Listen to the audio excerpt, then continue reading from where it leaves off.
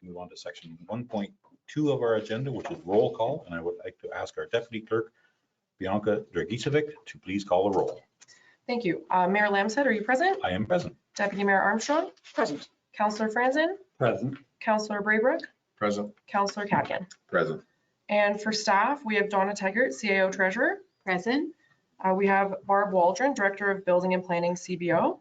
Present. We have Adele Arbor, Planner. Present. We have Sarah Dillamarter, Junior Planner. Present.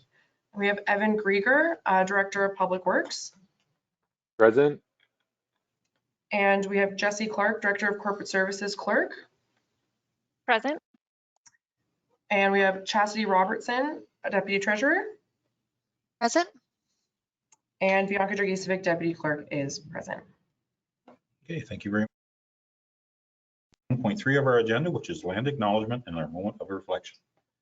We respectfully acknowledge that Trent Lakes and Peterborough County are located in the Treaty 20 Mississauga territory and in the traditional territory of the Mississauga and Chippewa nations, collectively known as the Williams Treaties First Nation, which include Alderville, Beausoleil, Curve Lake, Georgina Island, Hiawatha, Rama, and Scugog Island First Nation. Trent Lakes respectfully acknowledges that the Williams Treaty First Nations are the stewards and caretakers of these lands and waters in perpetuity, and that they continue to maintain this responsibility to ensure their health and integrity for generations to come. We will now take a moment to reflect on these principles and our duties and responsibilities as members of council.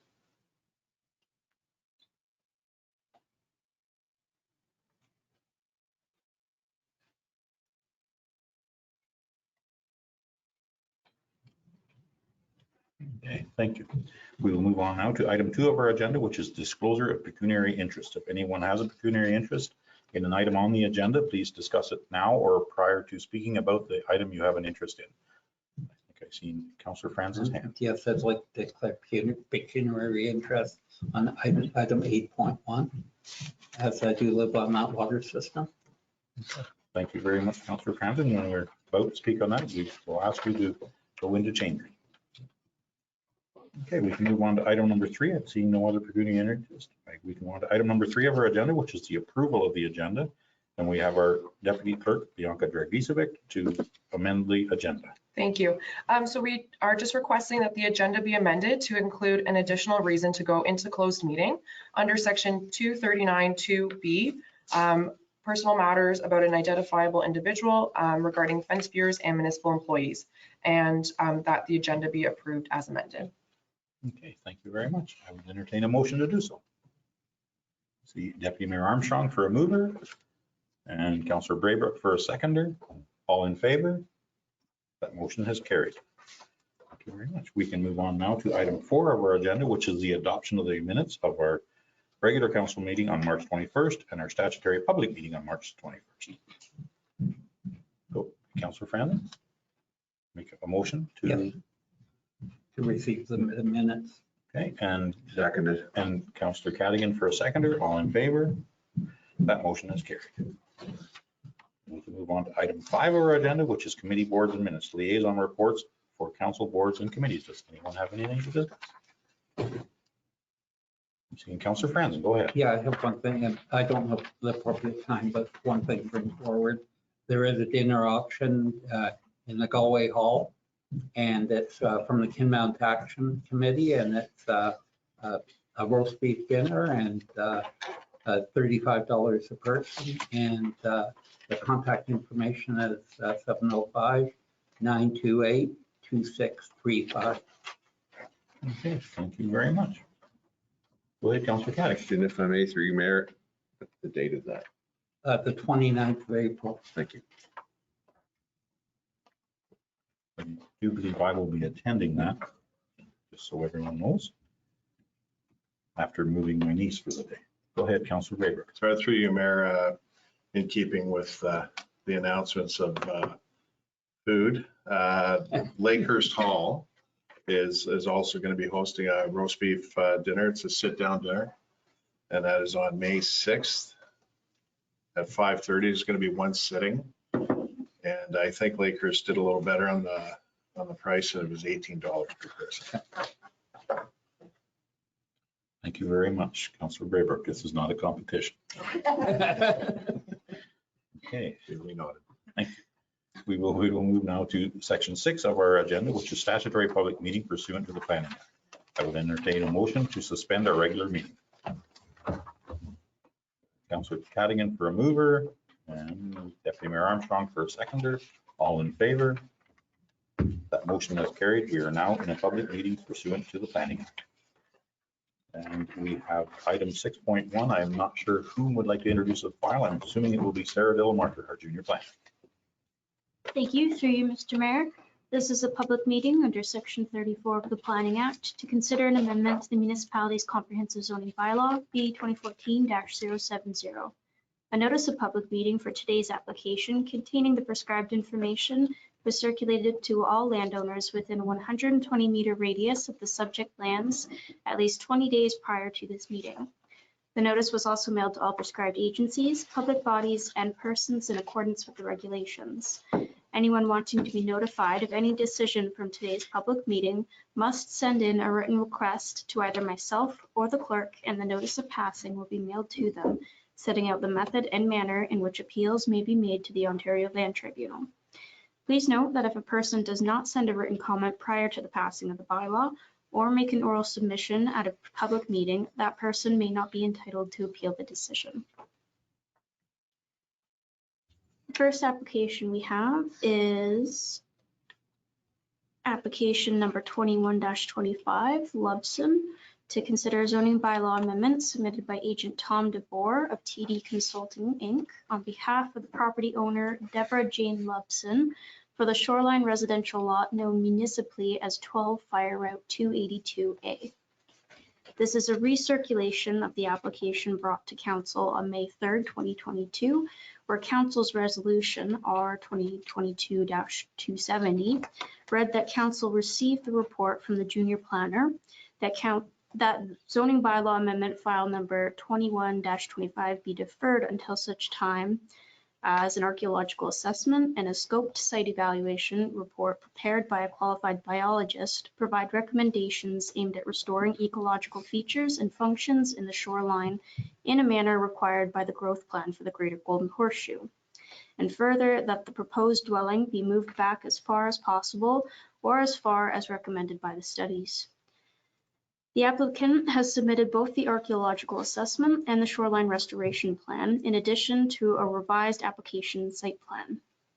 The revised site plan illustrates that the replacement dwelling is not proposed to be moved further back from the high water mark than what was presented to council last year. Additionally, the applicant is now seeking relief to permit a single-story detached accessory garage. The subject lands have a lot area of approximately 0.81 acres or 0.33 hectares and a shoreline frontage of approximately 33 meters. The applicant wishes to construct a new dwelling with a ground floor area of 304.4 square meters or 3,277 square feet, and an approximately 150% increase in ground floor area from the existing 121.6 square meter dwelling. The dwelling is proposed to be located 0.3 meters or 0.98 feet from the high water mark, which is a very small improvement over the 0 meter setback from the high water mark to the existing dwelling. The dwelling will also be located 2.25 meters from the interior lot line. The applicant also wishes to construct a 125.3 square meter single-story detached garage, 6.9 meters from the private road. There is a planning report on the agenda from the municipality's external planning consultant, Chris Jones. Chris's report identifies that there is a constraint-free area behind the existing cottage, which could accommodate development and achieve a greater shoreline setback than what is being proposed. Chris notes that the Trent Lakes official plan and zoning bylaw accommodates minor expansions and replacement dwellings that do not create new encroachments into the shoreline setback. Given that the applicant is seeking a substantially larger dwelling and there does not appear to be any significant physical constraint on the lot, Chris notes that consideration needs to be given to achieving a greater shoreline setback than 0.3 meters. The report identifies that the proposal is generally consistent with the provincial policy statement and that the lot represents infill development according to the growth plan. The Municipality of Trent Lakes has not received any comments on the revised application from any public bodies or neighboring lot owners. Agent Tom DeBoer is available to answer any questions.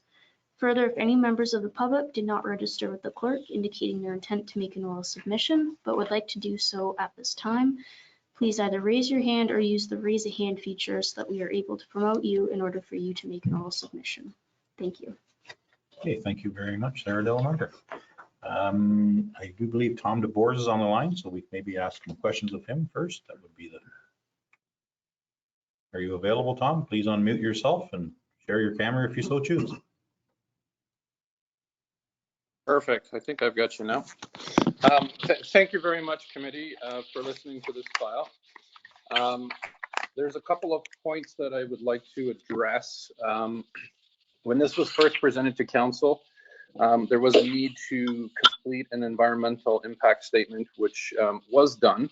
It was the opinion of the professional and delegated individual to do this to provide us with the pros and cons of either A, building in the same location or perhaps building in a different location.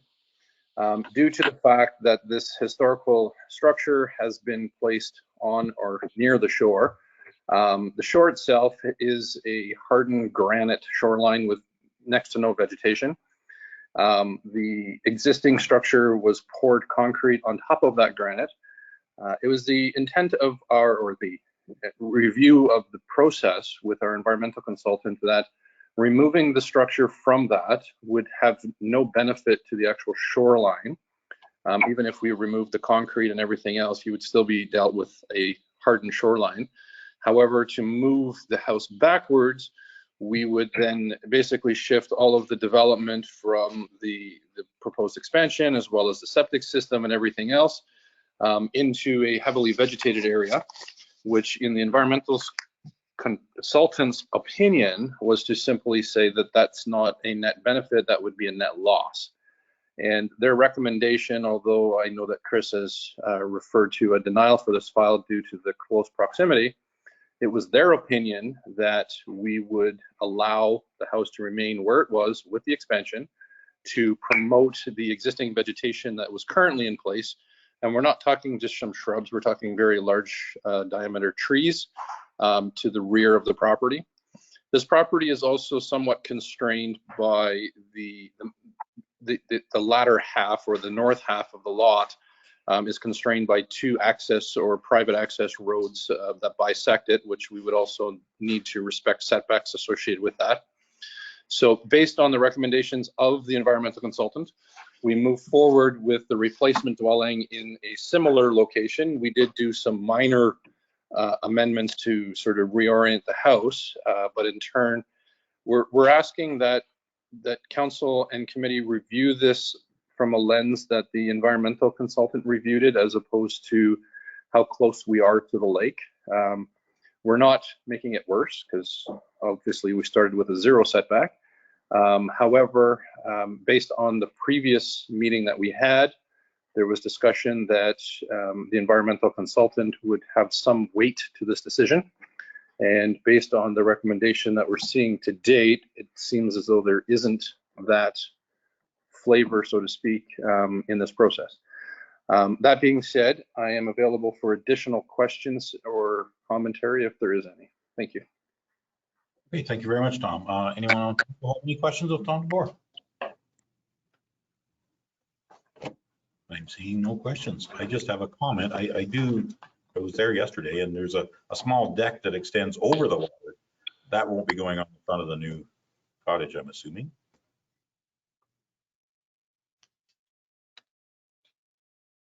Tom, are you there? Sorry, are you there? Yes. Yeah, sorry. Yeah, so that deck will have to be removed as it is encroaching on ministry property, and they would not permit that going forward. All right, thank you very much. Any other questions? Go ahead, Councillor Cadigan. I'm just looking at the site plan, sorry, through you, Mayor. Tom, I'm looking at the site plan, wondering if the cottage couldn't have been built where the septic bed is situated. The simple answer is it could, but then we'd have no room for the septic system respecting the required 30-meter setback from the water for a septic system, as it would then encroach into the access roads that are currently in place on the north side of the property. Thank you. Any other questions? Anyone in the gallery for or against this application that would like to speak? Sometimes I don't remember to look up because we haven't had a real gallery in some time, so my apologies if I don't. Anyone in the virtual gallery?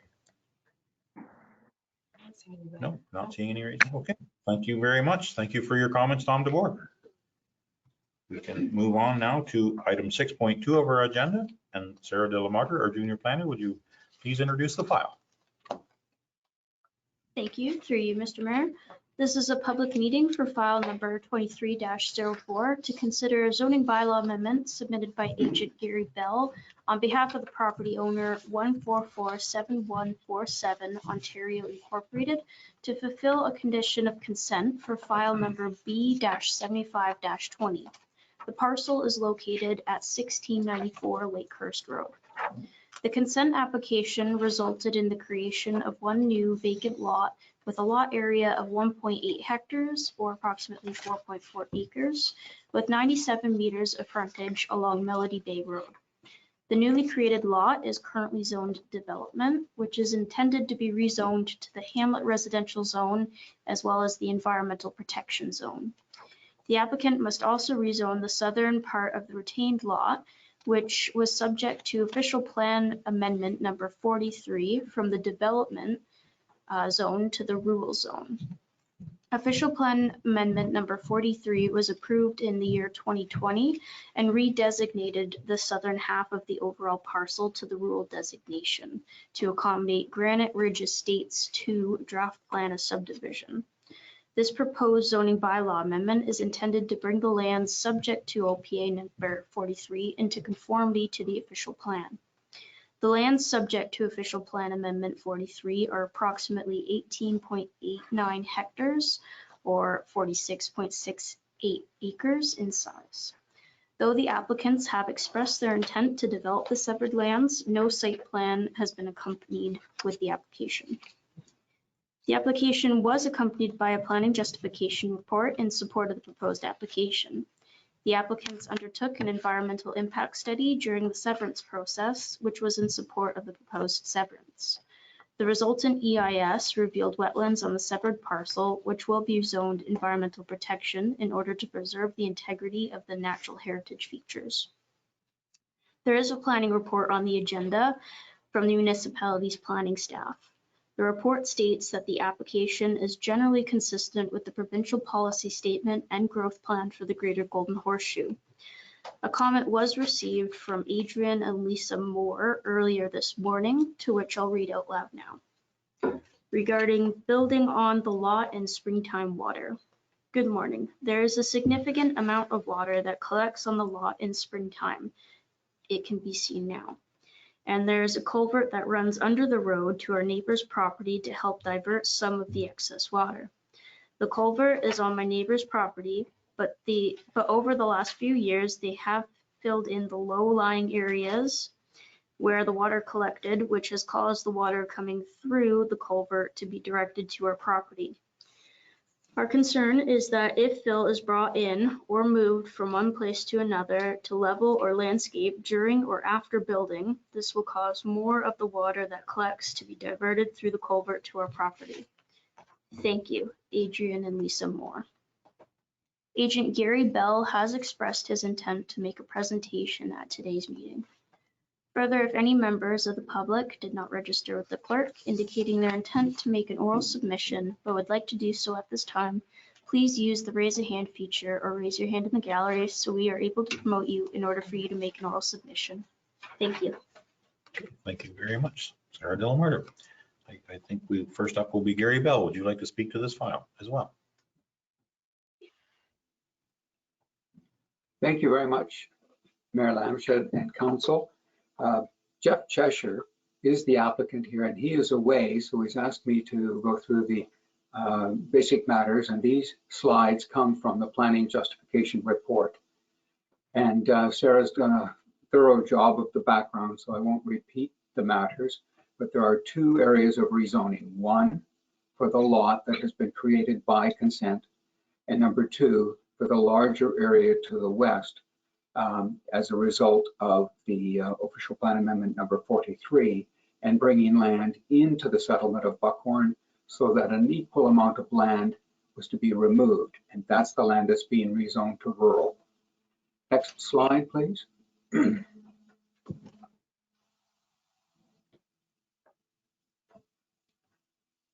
So the consent was granted in September of 2022, and we're working with Jeff to fulfill the conditions of consent, and that did include the environmental impact study to determine the actual area of the wetland, and that was peer reviewed by your consultants, and questions were addressed to satisfaction there. And we're left with the proposed lot that you can see in yellow on Melody Bay Road. And there are lots of similar zoning, the same zoning, both to the north and the south and across Melody Bay Road. The area you see to the north at the corner of Lakehurst Road is the fire hall. Next slide, please. Council and public, this represents the official plan amendment number 43, which was adopted after a public meeting and approved. And you can see even graphically equal areas coming into the settlement and being removed from the settlement area. And part of this rezoning is to implement that. And the star location you see is and remains in the hamlet area of Buckhorn. So the consent and the proposed rezoning conform to the official plan. Next, please. Here's the existing zoning bylaw schedule in some more detail. The outline of yellow is the land that's being proposed to be rezoned to rural. And the land in red is the one lot that has been created by a consent decision. It's not been registered yet to be rezoned in accordance with the environmental study. Next, please. And here's a page from that natural heritage study identifying the on-site locations of the actual wetlands. And your zoning bylaw, council, builds into it a further 30-meter buffer separation for no development and no disturbance. So that'll go in part to addressing some of the concern. And there will be no negative impact on the natural heritage features. Next, please.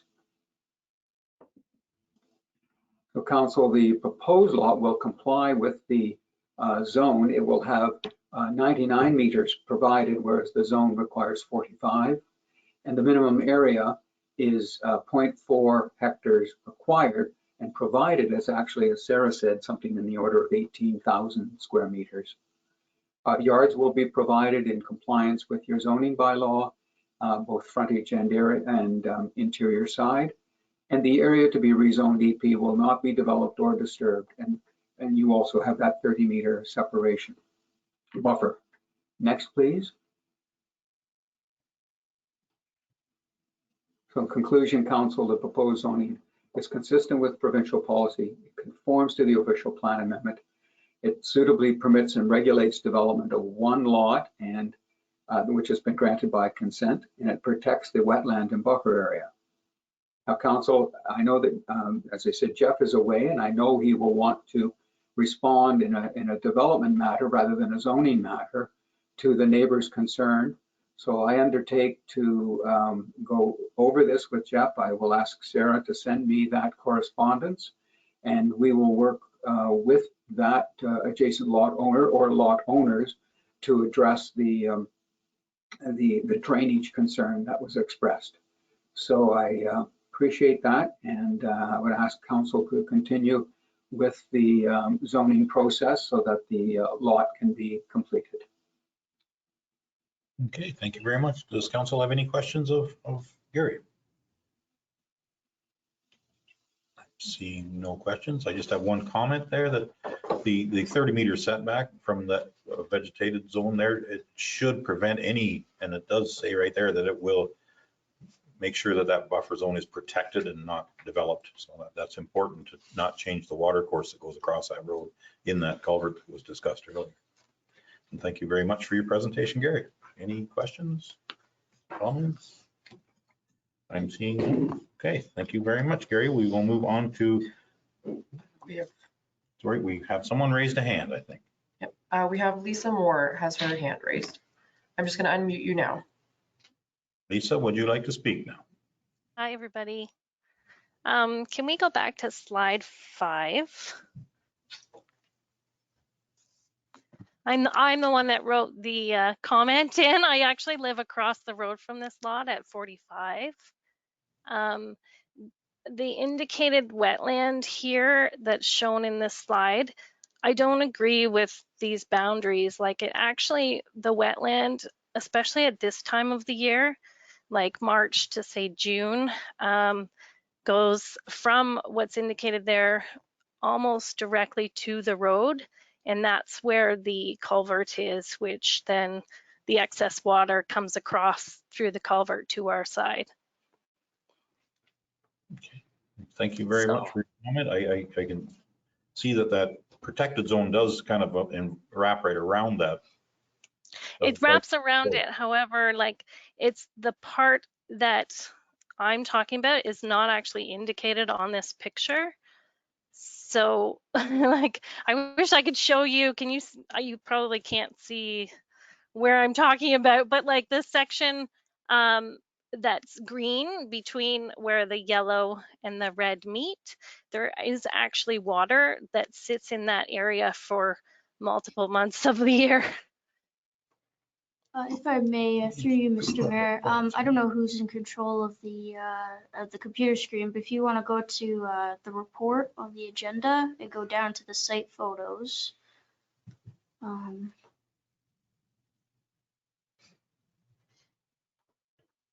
Yeah, so it'll be the last 2 pages. There was an image that I included on the report. Yeah, that one right there, the one right under Appendix A. That illustrates the culvert I believe the neighbor is talking about. That's right on the edge of the property. That hasn't been identified in the environmental impact study. I'm not sure when that picture was taken, but that is pretty much filled with water at this moment today. Okay, thank you very much. That's a good note to know because I think that's right near the edge between 2 lots, if I'm correct. Yeah, yes, it is. Yeah. Okay, I think that's a conversation for staff and Gary Bell and Mr. Cheshire to have. Okay. That's important to protect that water course because we don't want to overwhelm a culvert. Right. Thank you. Okay, thank you very much for your comments. Any other questions or comments? Anyone else like to speak from either the virtual or our real gallery? Okay, seeing no hands, we can move on to section 6.2 of our agenda, which is, and Sarah, could you please introduce this file? Thank you. Through you, Mr. Mayor. This is a public meeting for OPA file number 58 and zoning bylaw amendment file number 22-09 Mechanics, submitted by agent Kent Randall of EcoView Consulting Services on behalf of the property owners, John and Connie Mechanics, for the shoreline residential lot known municipally as 1307 Beaver Lake Road. The subject lands are located on an at-capacity lake as determined by the Ministry of the Environment. The applicants have submitted a planning justification report in support of the proposed applications. The subject lands have a shoreline frontage of approximately 56 meters and a lot area of approximately 0.6 hectares or 1.48 acres. The lot currently contains a single detached dwelling with a total ground floor area of 89 square meters and a detached 2-story garage with a total ground floor area of 114 square meters. The lot is also occupied by a guest cabin and 2 small storage buildings. The purpose of the applications is to create an official plan policy exemption to legalize the second story of the garage, which has been converted into an additional dwelling unit and connected to the septic system. The floor plan provided by the applicant suggests the floor area of the second story is 96.43 square meters, whereas the original building permit and application for the official plan amendment and zoning bylaw amendment indicated that the upper floor has a total area of 80 square meters. The garage was authorized by building permit 0153-2013. Records indicate that the garage was to include a loft, office, and gym. Records also indicate that the final inspection for the original garage permits specified that no kitchen facilities, bedroom, or sleeping area were permitted in the structure. Subsequent to a site visit in 2021, the building department noted that a kitchen had been roughed in and there were beds located in one of the rooms in the second story. A permit from Peterborough Public Health, CAV-22-16, was issued in 2022 for the installation of a new 6,000 liter tank and in addition to the filter bed for the purpose of accommodating the additional bedrooms located in the detached garage. It is unknown why the upgrade authorized by the 2022 permit was completed prior to a decision on the proposed OPA and ZBA to legalize the dwelling unit in the garage. There is a planning justification report on the agenda from the municipality's external planning consultant, Chris Jones.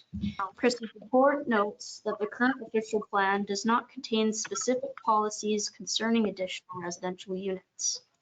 On June 29th, 2022, the county adopted a new official plan, which is in the process of being approved by the Ministry of Municipal Affairs and Housing.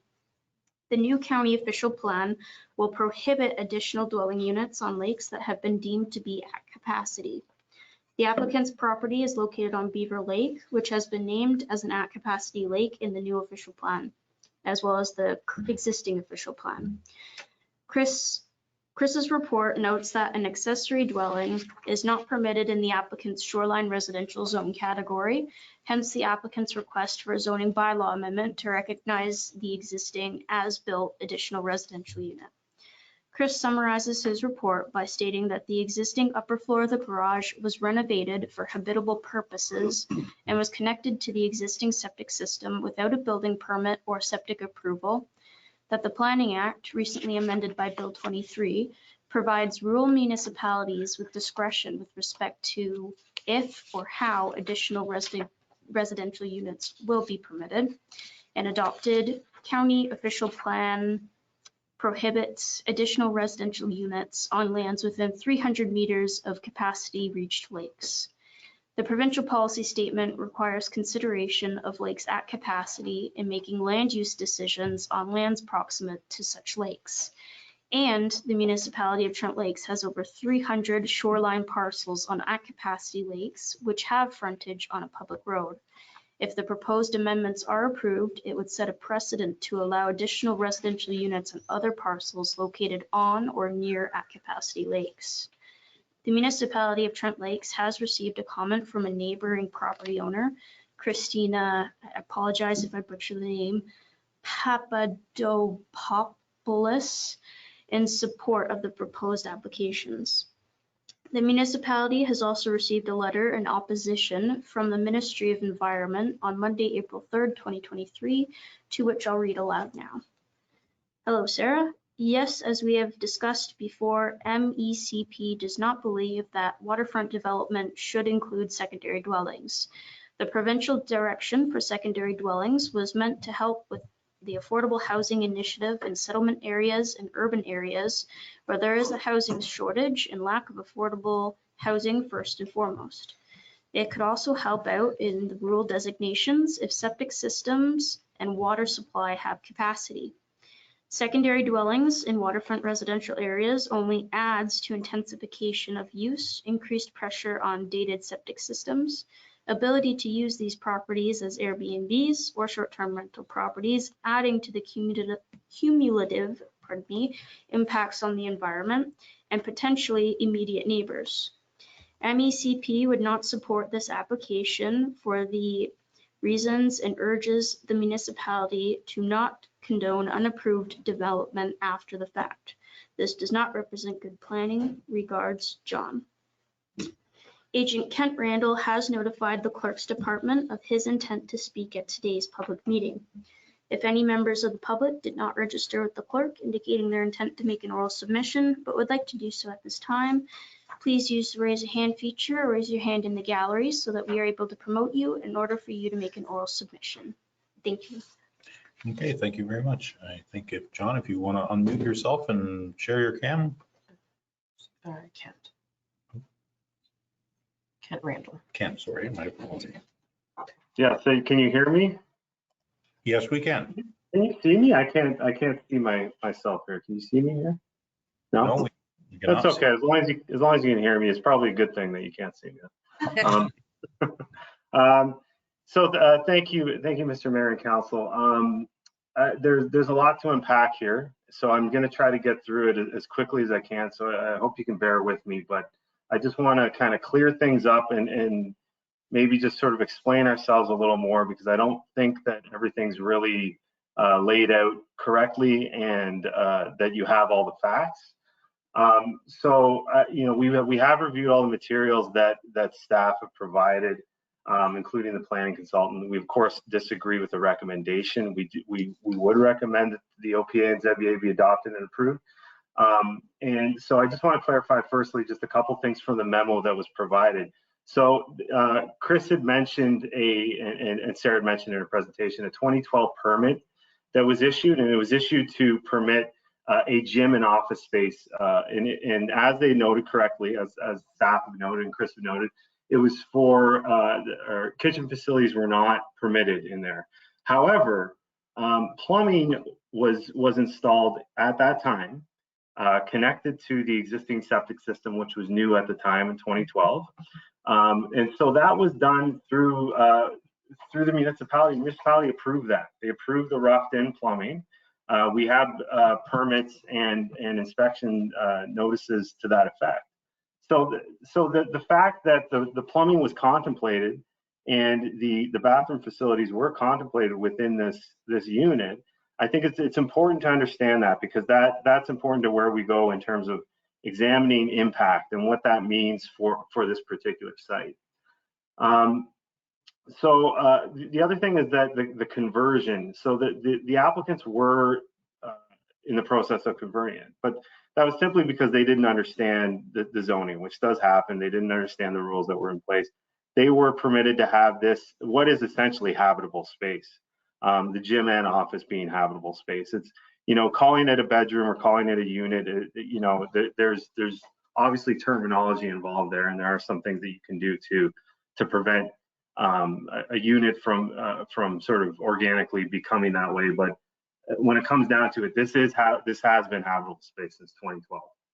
And as I said, that's important to determine the merits of the application. So in terms of what this means from a planning perspective and what this means from a policy perspective, the memo that the consultant provided notes a number of policy sections, and it notes the Act Capacity Lake, but it doesn't necessarily explain why this would be a negative impact to the Act Capacity Lake. And in our opinion, it's not. So it's correct that it is on an Act Capacity Lake. We're not disputing that. But it is important to understand why that is and why there's policies in place to protect that Act Capacity Lakes. It's generally related to phosphorus and nitrate loading from existing septic systems on those lakes. So those lakes are surrounded by a number of shoreline lots that have existing septic systems, a lot of them from 30, 40, 50 years ago, that are leaching into the ground and have impacted the lake. So really what we're looking at when we're looking at development adjacent to an Act Capacity Lake is what would potential development or redevelopment of a site, which this is, what would that do to the health of the lake from a phosphorus and nitrate perspective? In this case, there is no degradation. There's no threat to the further degradation of the lake. We have an existing system. It's been upgraded. but it's greater than 30 meters from the lake. It's a modern system that's not going to cause any issues in terms of negative impacts to the lake.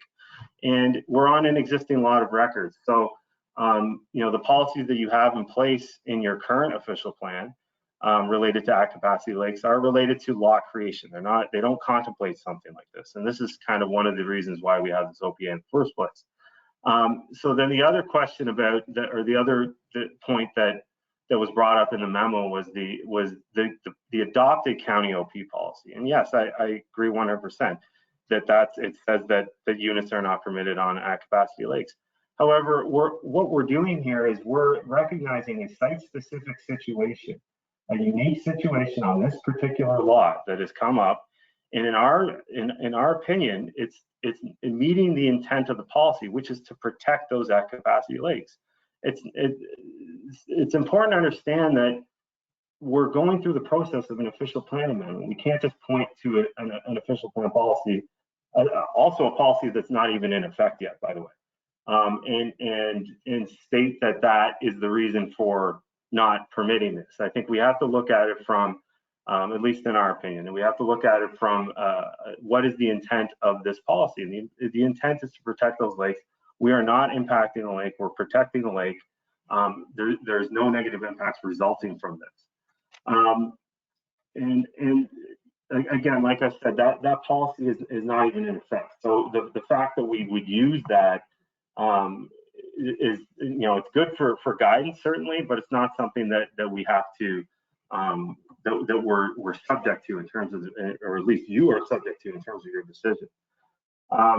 Now, the other question was about precedent, or the other comment was about precedent, and I disagree with that assertion. It doesn't give anybody the right to do, approving this does not give anybody else the right to do it. First of all, they would have to go through the same process that we're going through now. So would have oversight from council. You would be the ones responsible for reviewing it and approving it or denying it. It doesn't eliminate that new adopted requirement in the new OP. It doesn't eliminate that. It doesn't change that. So there's no as of right precedent being set here. I don't like to use the term precedent in planning. Every site is different. Every situation is different. We have a unique situation where our clients have a permitted habitable area above their garage that was permitted, that was granted a permit in 2012, and we're trying to work with that. And I do think that working with that and looking at the policies in a broad sense, that this conforms to those policies. It certainly conforms to the at capacity policies. So the only thing I would add to is the comments that were received from MACP. I would note that those comments seem pretty general. The MACP, the gentleman from MACP had noted that had noted outdated septic systems as a reason for not permitting this. Well, we're not dealing with an outdated septic system, and he's absolutely right in terms of why development is restricted on at capacity lakes. Absolutely, but in this case, that's not what's happening. So that's essentially it. I just wanted to emphasize those points and help, or at least provide additional information to council in that respect. So I'm happy to answer any questions that you may have. Thank you. Okay, thank you very much, Kent. Does any member of council have any questions? So go ahead, Councillor Braver. Through you, Mayor. I was wondering if our chief building official would be able to make comment on the 2012 permit and whether that was actually obtained. I would have to pull the file to go through it thoroughly. Okay. Comment. Okay, thank you. Any other questions? I just have a question about the kitchenette. That is usually my thing, because if you have a kitchen in that structure, that becomes a secondary dwelling. Because you're completely separate from the existing cottage that would support the dwelling without the kitchen or kitchenette. Right. I just think that I do respect the MOCP and their decision that it would be considered a secondary dwelling, and I don't think that that's something that's appropriate in the water yards. So just to that question, Mr. Mayor, or that comment, that I understand I understand what you're saying. What we're looking here to do would be to permit that kitchen in that unit and call it a second unit. Like that's what we're applying for here. So it's not that we're saying that, you know, we're going to try to, they're going to try to sneak something by, or the clients are looking to recognize this for what it can be as an additional unit. Okay. So there is no idea that you would take that kitchen out then? At this point, no, that's not what we've applied for. I mean, certainly I'd have to have discussions with the clients in terms of what would be acceptable to them, but certainly what has been applied for is that additional unit. Okay, thank you very much. Any other comments or questions? Anyone from the virtual or real gallery that would like to speak? I think I'm just going to say gallery from now. Terry, can I ask just for clarification? Please. What's the definition of an at capacity? Like, I'm just curious. I think it's a fairly arduous process. I mean, it's because it's a deep water trout lake. Yes. There's a certain amount of lots on that lake. There's quite a few things involved with that, and how much shoreline has been developed and how much hasn't. And I think there's a lot of things that go into that. But at capacity usually means it has enough lots on that size of lake for the deep water trout lake to be safe. So my assumption would be that whole chain is at capacity. Beaver, Gold, Mississauga, Catchy.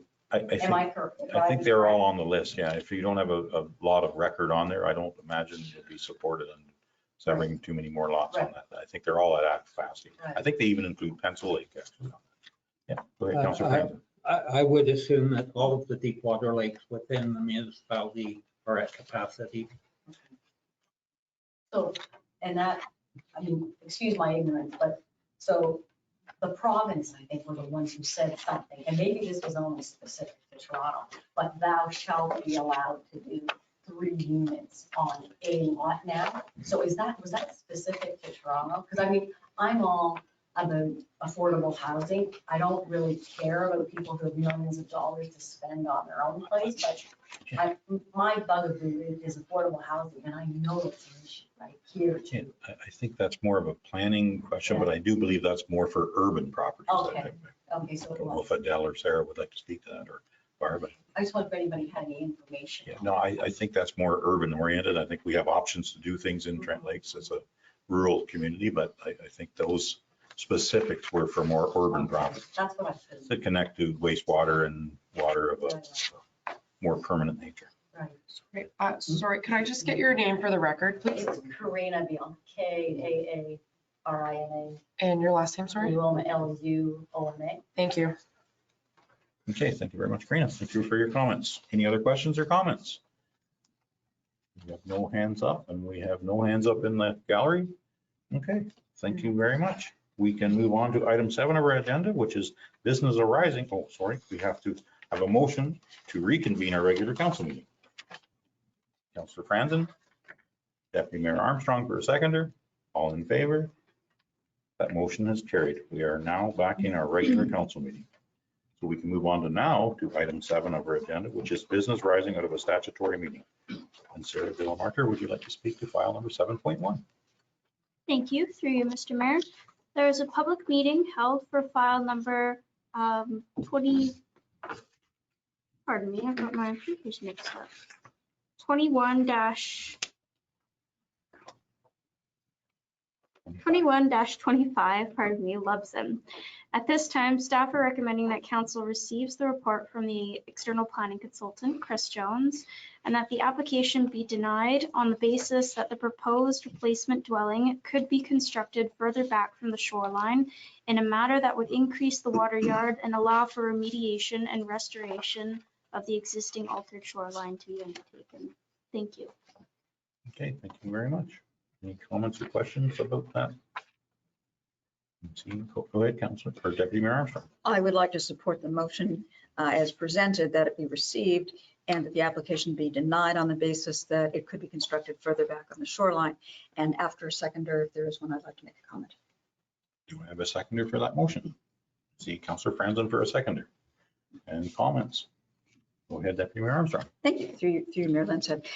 It's disappointing to me. I mean, it's very clear, and I appreciate that in the past, when dwellings were built on shorelines, they were built anywhere. And we have understood over the years the impact, the negative impacts that that has on the environment, the shoreline itself, and on the water. So it's disappointing to me that in a rebuild, we wouldn't take the opportunity to actually correct those wrongs of the past and move it back to a location that has lesser impact on the shoreline and on the water. So, and given in this situation, it appears there is space to do so, per our planner who has visited it, albeit I know we heard there's an issue in terms of setbacks if we were to do that. I still think that's the right thing to do, in line with our zoning bylaws and official plans, as well as the right thing to do for the environment. Any other comments? I just have one to kind of follow that is, I'm concerned that if we move that back and tear all the vegetation out that's behind it to move the septic back, instead they would move the building back and put the septic in front.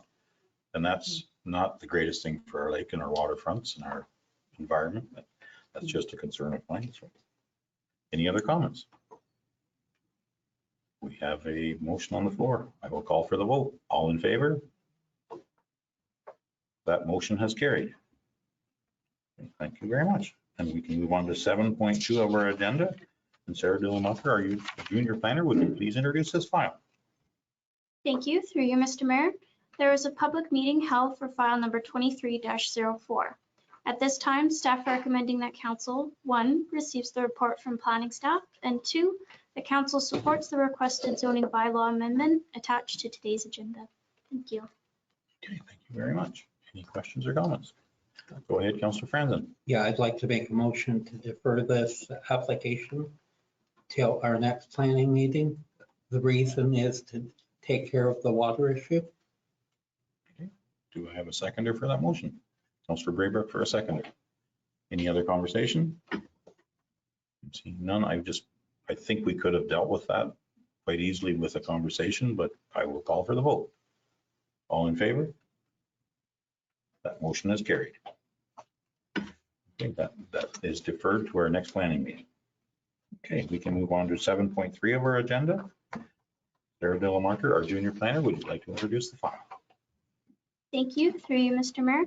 Please note that there is a typo in the recommendations. The permit number referenced in the report is 0153-2013, not 0153-213.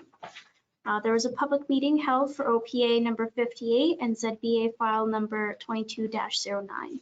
At this time, staff are recommending that council receives the report from the external planning consultant, Chris Jones, and that the applications for official plan amendment and zoning bylaw amendment not be approved, and that the applicant be required to return the second story of the garage to the original use as authorized by the building permit issued for the garage. And furthermore, that the owner be required to remove all internal plumbing and disconnect the garage from the septic system. Thank you. Okay, thank you very much. Any comments or questions from council? Go ahead, Councillor Braybrook. So through you, Mayor, I'd like to make a motion to receive the report as well as I'll have a comment after it's seconded. Okay, do we have a seconder for Councillor Franzen for a seconder? Any comments? Just a question, did that include the second part of the recommendation, or were you doing that The separately? question is with reference to the second part. Okay, sorry. Okay, go ahead, Councillor Braybrook. Yeah, through you, Mayor.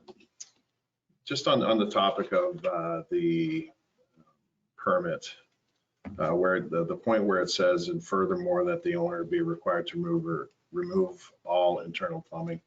My question, I'm just concerned, I'm not concerned, but my question is, did the permit permit that plumbing to be installed? So I don't know whether we defer this to check into that and see if that was included. If you can give me some time to go through the file, I can do a little report. Okay. I think that would be a decent amendment to you just receive the report and then get staff to come back with a report on that, on the the original. Go ahead, Del. Through you, Mr. Mayor, I think it would be appropriate for council to defer the decision and allow staff to look up the information that was provided at the public meeting regarding the permit for plumbing that was approved by the municipality. And as mentioned by the CBO, we'd be happy to provide a chronology of events and from our findings. Would So- that be a second? Yes, that would be the second part to my motion to receive and that the application will adhere to Adele's recommendation to Okay. defer. Okay, we have a mover and a seconder. Are you okay with that? I'm okay with referral. Okay, perfect. I will call for the vote. Any other comments? Go ahead, Councilor. Thank you, Deputy Mayor Mayor. Armstrong, go ahead. Just wanted to say that council has directed staff to look at the whole area of additional residential units in our municipality. I think we've already suggested that we will, per the official plan, which is pending, we would not allow them on at capacity lakes. We would not allow them on non-public roads. And there was a third one, which I can't seem to remember at the moment. But I think we are, in the process of establishing a policy around that or a bylaw around that, which would apply to everybody. And so I think also in light of working through that, we shouldn't be approving anything at this time as a one-off. Thank you for your comments. Any other comments? Okay, I will call for the vote. All in favor? That motion is carried. Thank you very much. That is a deferral. Okay. Please move on to section 8 of our agenda, which is presentations. Natalie, will you please like to speak to the water management annual review? Mr. Mayor? Yes. I'll leave the room. Okay, thank you very much. Councilor Franzen, declared a conflict of interest or pecuniary interest. Yeah, pecuniary interest. My fault. Good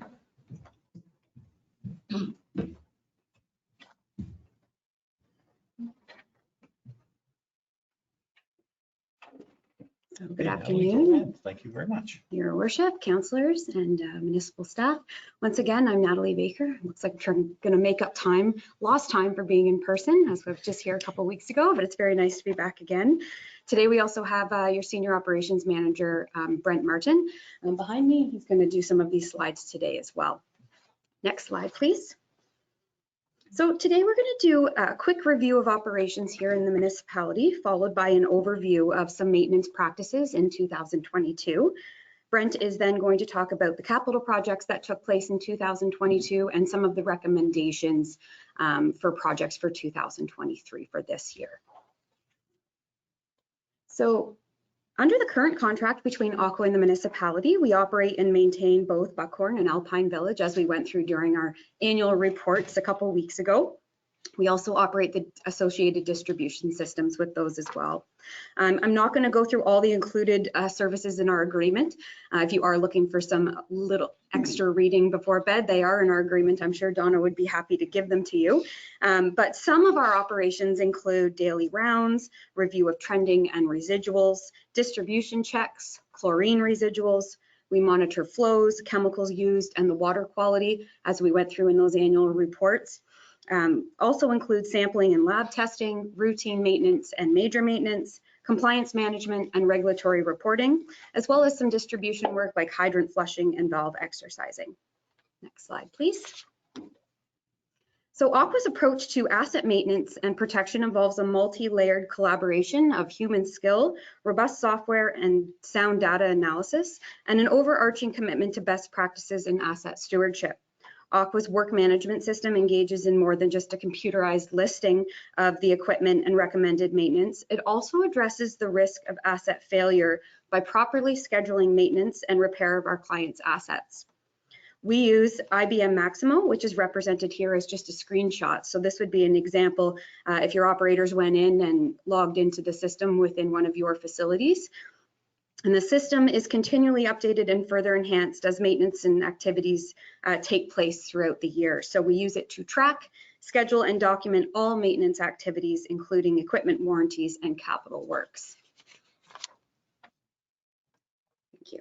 So Aqua's computerized maintenance management system, as I just described, has allowed your operations team to tag and keep an inventory of 132 pieces of equipment within both facilities owned by the municipality.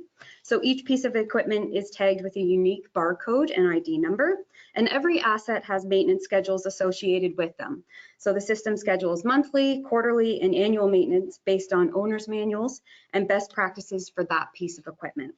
So this slide shows a breakdown of the 360 work orders that were generated and completed in 2022 through Aqua's computerized maintenance management system. So 263 were preventative maintenance, 33 were operational, 48 were corrective, and 16 were capital.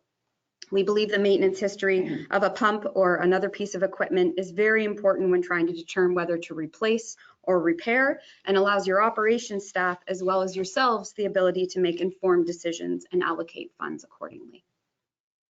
Slide. So every year, the municipality is provided with a 6-year major maintenance and capital recommendation list for both facilities. The list is created using a combination of information, such as operational knowledge and experience working in the facilities, engineering design, and information from Aqua's CMMS, which I just went over. The document contains a list of requests for equipment replacement and repair, as well as an explanation as to why it's being recommended. For example, if the replacement relates to compliance or health and safety, the table in this slide represents the different reasons why a recommendation is being made. And then we provide a level of priority for the request, seen in the legend on the side. So either a high, medium, and low, and the years associated with that priority. Once submitted, we wait for the approval of the municipal budget, which I believe is going a little later today. And then we work very closely with your municipal staff to schedule and have that work completed. Next slide, please. I'm going to change and get the front panel. Would you like some chairs? Welcome, Brent. Okay, thank you. Through you, Mr. Mayor. So summary of some of the work that was completed in 2022 for Buckhorn Lake Estates. We did an inspection of the wastewater disposal system. The processed water from the plant goes to a filter bed, so we had that inspected by a professional. We did some maintenance on the filter system and the automatic backwash system there. We had a number of unplanned repairs to do. We had the Electrical Safety Association do an inspection, and they wanted to see the pole replaced. So we had that replaced and the trees trimmed around that. We had one of the high lift pumps fail, which required replacement. One of the biggest issues we had was over Christmas holidays. The well pump failed, and it was quite a bit of work to get that replaced and keep the water on for a couple of days there. We also repaired the fence, which may have been due to snow pushing up against it. And there were 4 distribution service leaks, and we have actual pictures that was there last summer. You can see the excavation. It's not very well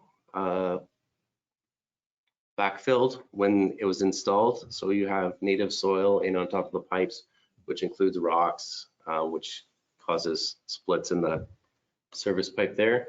So that's 1-inch poly service line. Those feed each house in the distribution system. And the length of that split, that's a pretty good leak. For Alpine Village, we repaired the clear well hatches, and we had a couple of distribution service leak repairs as well. Next slide, please. So for 2023, we have our major maintenance recommendations list, which has been submitted. Included for Alpine Village is a well cleaning, chemical pump spare parts kit, cartridge filters, clear well cleaning and inspection, DWQMS audit, water main flushing, leak detection survey, premium labor / callbacks. Those aren't included in our contract, but we're finding lately most of those are power outages. There seem to be quite a few power outages in the area the last few years. Unplanned equipment repair, and distribution leak repair allowances. So Buckhorn Lake Estates, similar. We've got well cleaning inspection, installation of additional flushing hydrants, chemical pump spare parts kit, coagulant chemical pump replacement, the DWQMS audit, water main flushing, double door replacement for energy efficiency upgrade, pump and backwash control upgrades that will also help with energy efficiency, unplanned equipment repair replacement, and the premium labor callbacks and distribution leak repair allowance.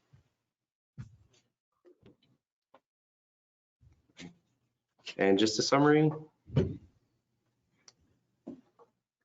So we've gone through some of our past 2022 repairs, maintenance, and our asset maintenance system, and our major maintenance and capital recommendations list for 2023. Any questions? Anyone have any questions? Trent. Go ahead, Councilor Brady. Through you, Mayor, just a quick question.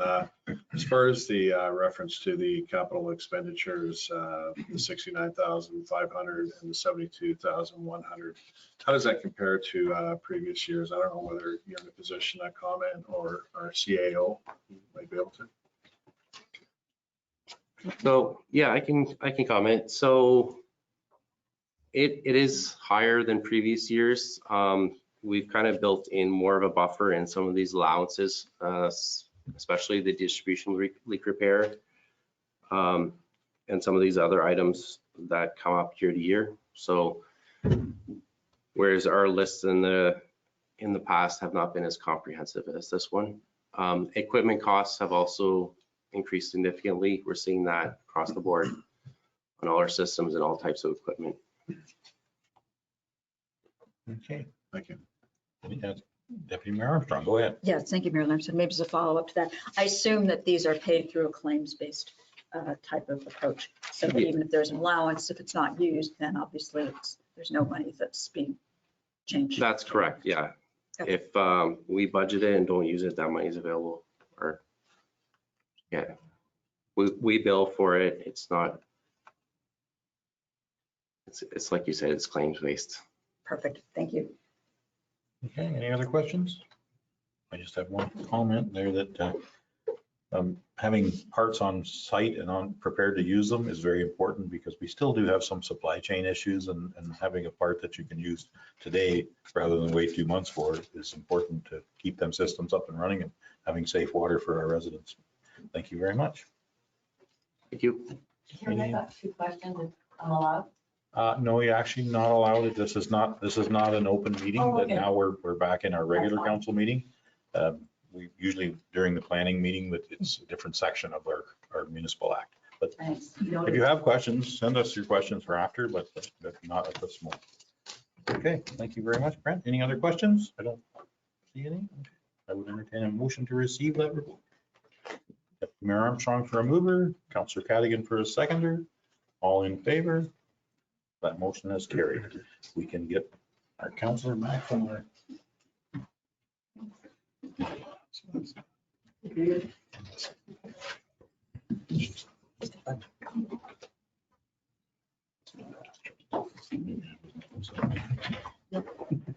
Okay. Yep.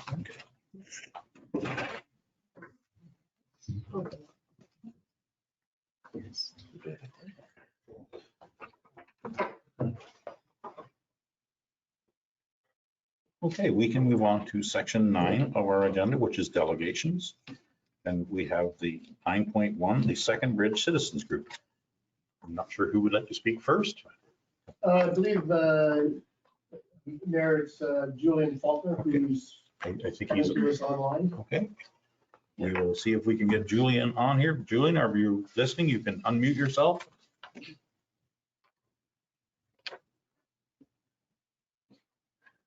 Julian, you are self-muted right now. If you wanted to unmute your mic.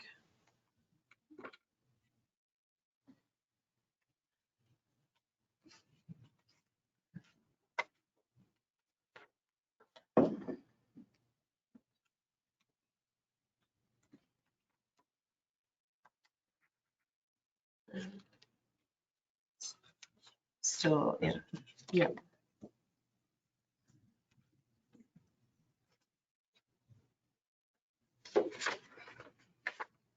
Julian, you are still muted somehow.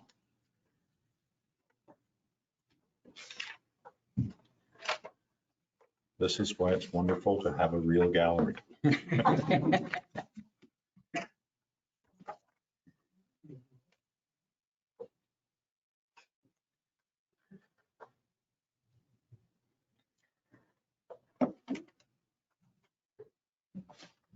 Yeah, I've got both Julian and Christiane are both on the line, but they're both they're muted right now. Okay.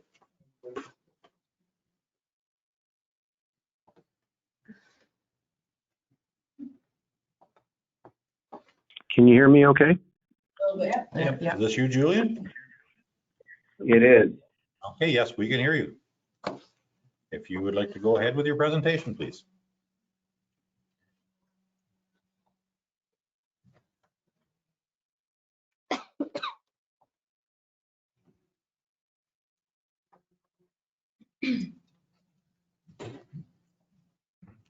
Seem to have lost you, Julian. He is unmuted. Are you out there, Julian?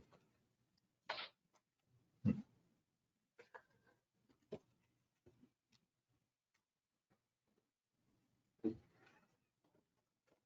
must admit, I really like the picture of the beginning of your presentation.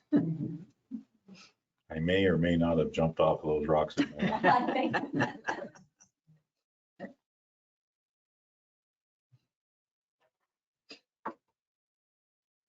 Almost looks like a Tom Thompson painting. It does, doesn't it? With that tree. Beautiful. Okay, Julian, are you still trying to get connected again? I'm hoping you can hear me now. Yep. Yes, we can. Yeah, my apologies. I'm you from a courthouse in Montreal, and I hope I'm more compelling with the judge than I am with managing laptops. Well, you go ahead with your presentation, Julian. Thank you. Thank you very much for your patience. Mr. Mayor, Deputy Mayor, Councillor, members, first of all, it's an honor and a privilege to address you today. It's odd that I would be an owner on Blade Island since 1999, and this would be the first time I've ever spoken before a municipal council. That simply means that I haven't been charged with anything, I think. All right. But I truly do value the opportunity, and I've been listening with quite impressed at the efficiency of your doing business. So I'm alive to the fact that I'm taking too much time here. So what I will do, if it's okay with you, Mayor, is that I will have Christiane put up the PowerPoint, the first PowerPoint. Just to be sure, you have it. Sorry? You have 10 minutes. Fair enough. Thank you. So, ask you on behalf of this group. Represent most, but not all of the 15 owners of the water access properties with docks located on the south shore of the Beaver Lake Road, west of the second bridge. And I know the issue that we're addressing you on today is familiar to you, and it's the question around the new policy providing for the notion of both licensing usage of the dock, but I would suggest perhaps more importantly, the conditions around insuring and the creating insurance in respect of the docks. I take it everybody's familiar with the issue, and I can simply launch into it. Yes, yes, you can. Go ahead, Julian. Thank you.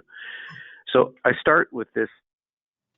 I kind of raise this for your own edification. I'm on a very difficult Indigenous case here in Montreal around finding the remains of missing children. And there's a book titled Peaceful Relations. I act for an Indigenous leadership on this issue. And the Indigenous folks have an expression: when you speak, do you bring peace or do you bring war? Now, in that context and the difficulties they face on those issues, those are very serious matters, and I don't want to in any way be disrespectful of those issues, but it's kind of reminiscent of how we attend today. It's been made extremely clear to me by the folks in our group that nobody here to do battle over, the entitlement of the township to create licensing obligations, or the unfairness of it all and extracting money. Nobody wants to spend money. We can all agree on that. And every time we're required to spend more money, it must be some kind of injustice of some kind. We can all agree on that too.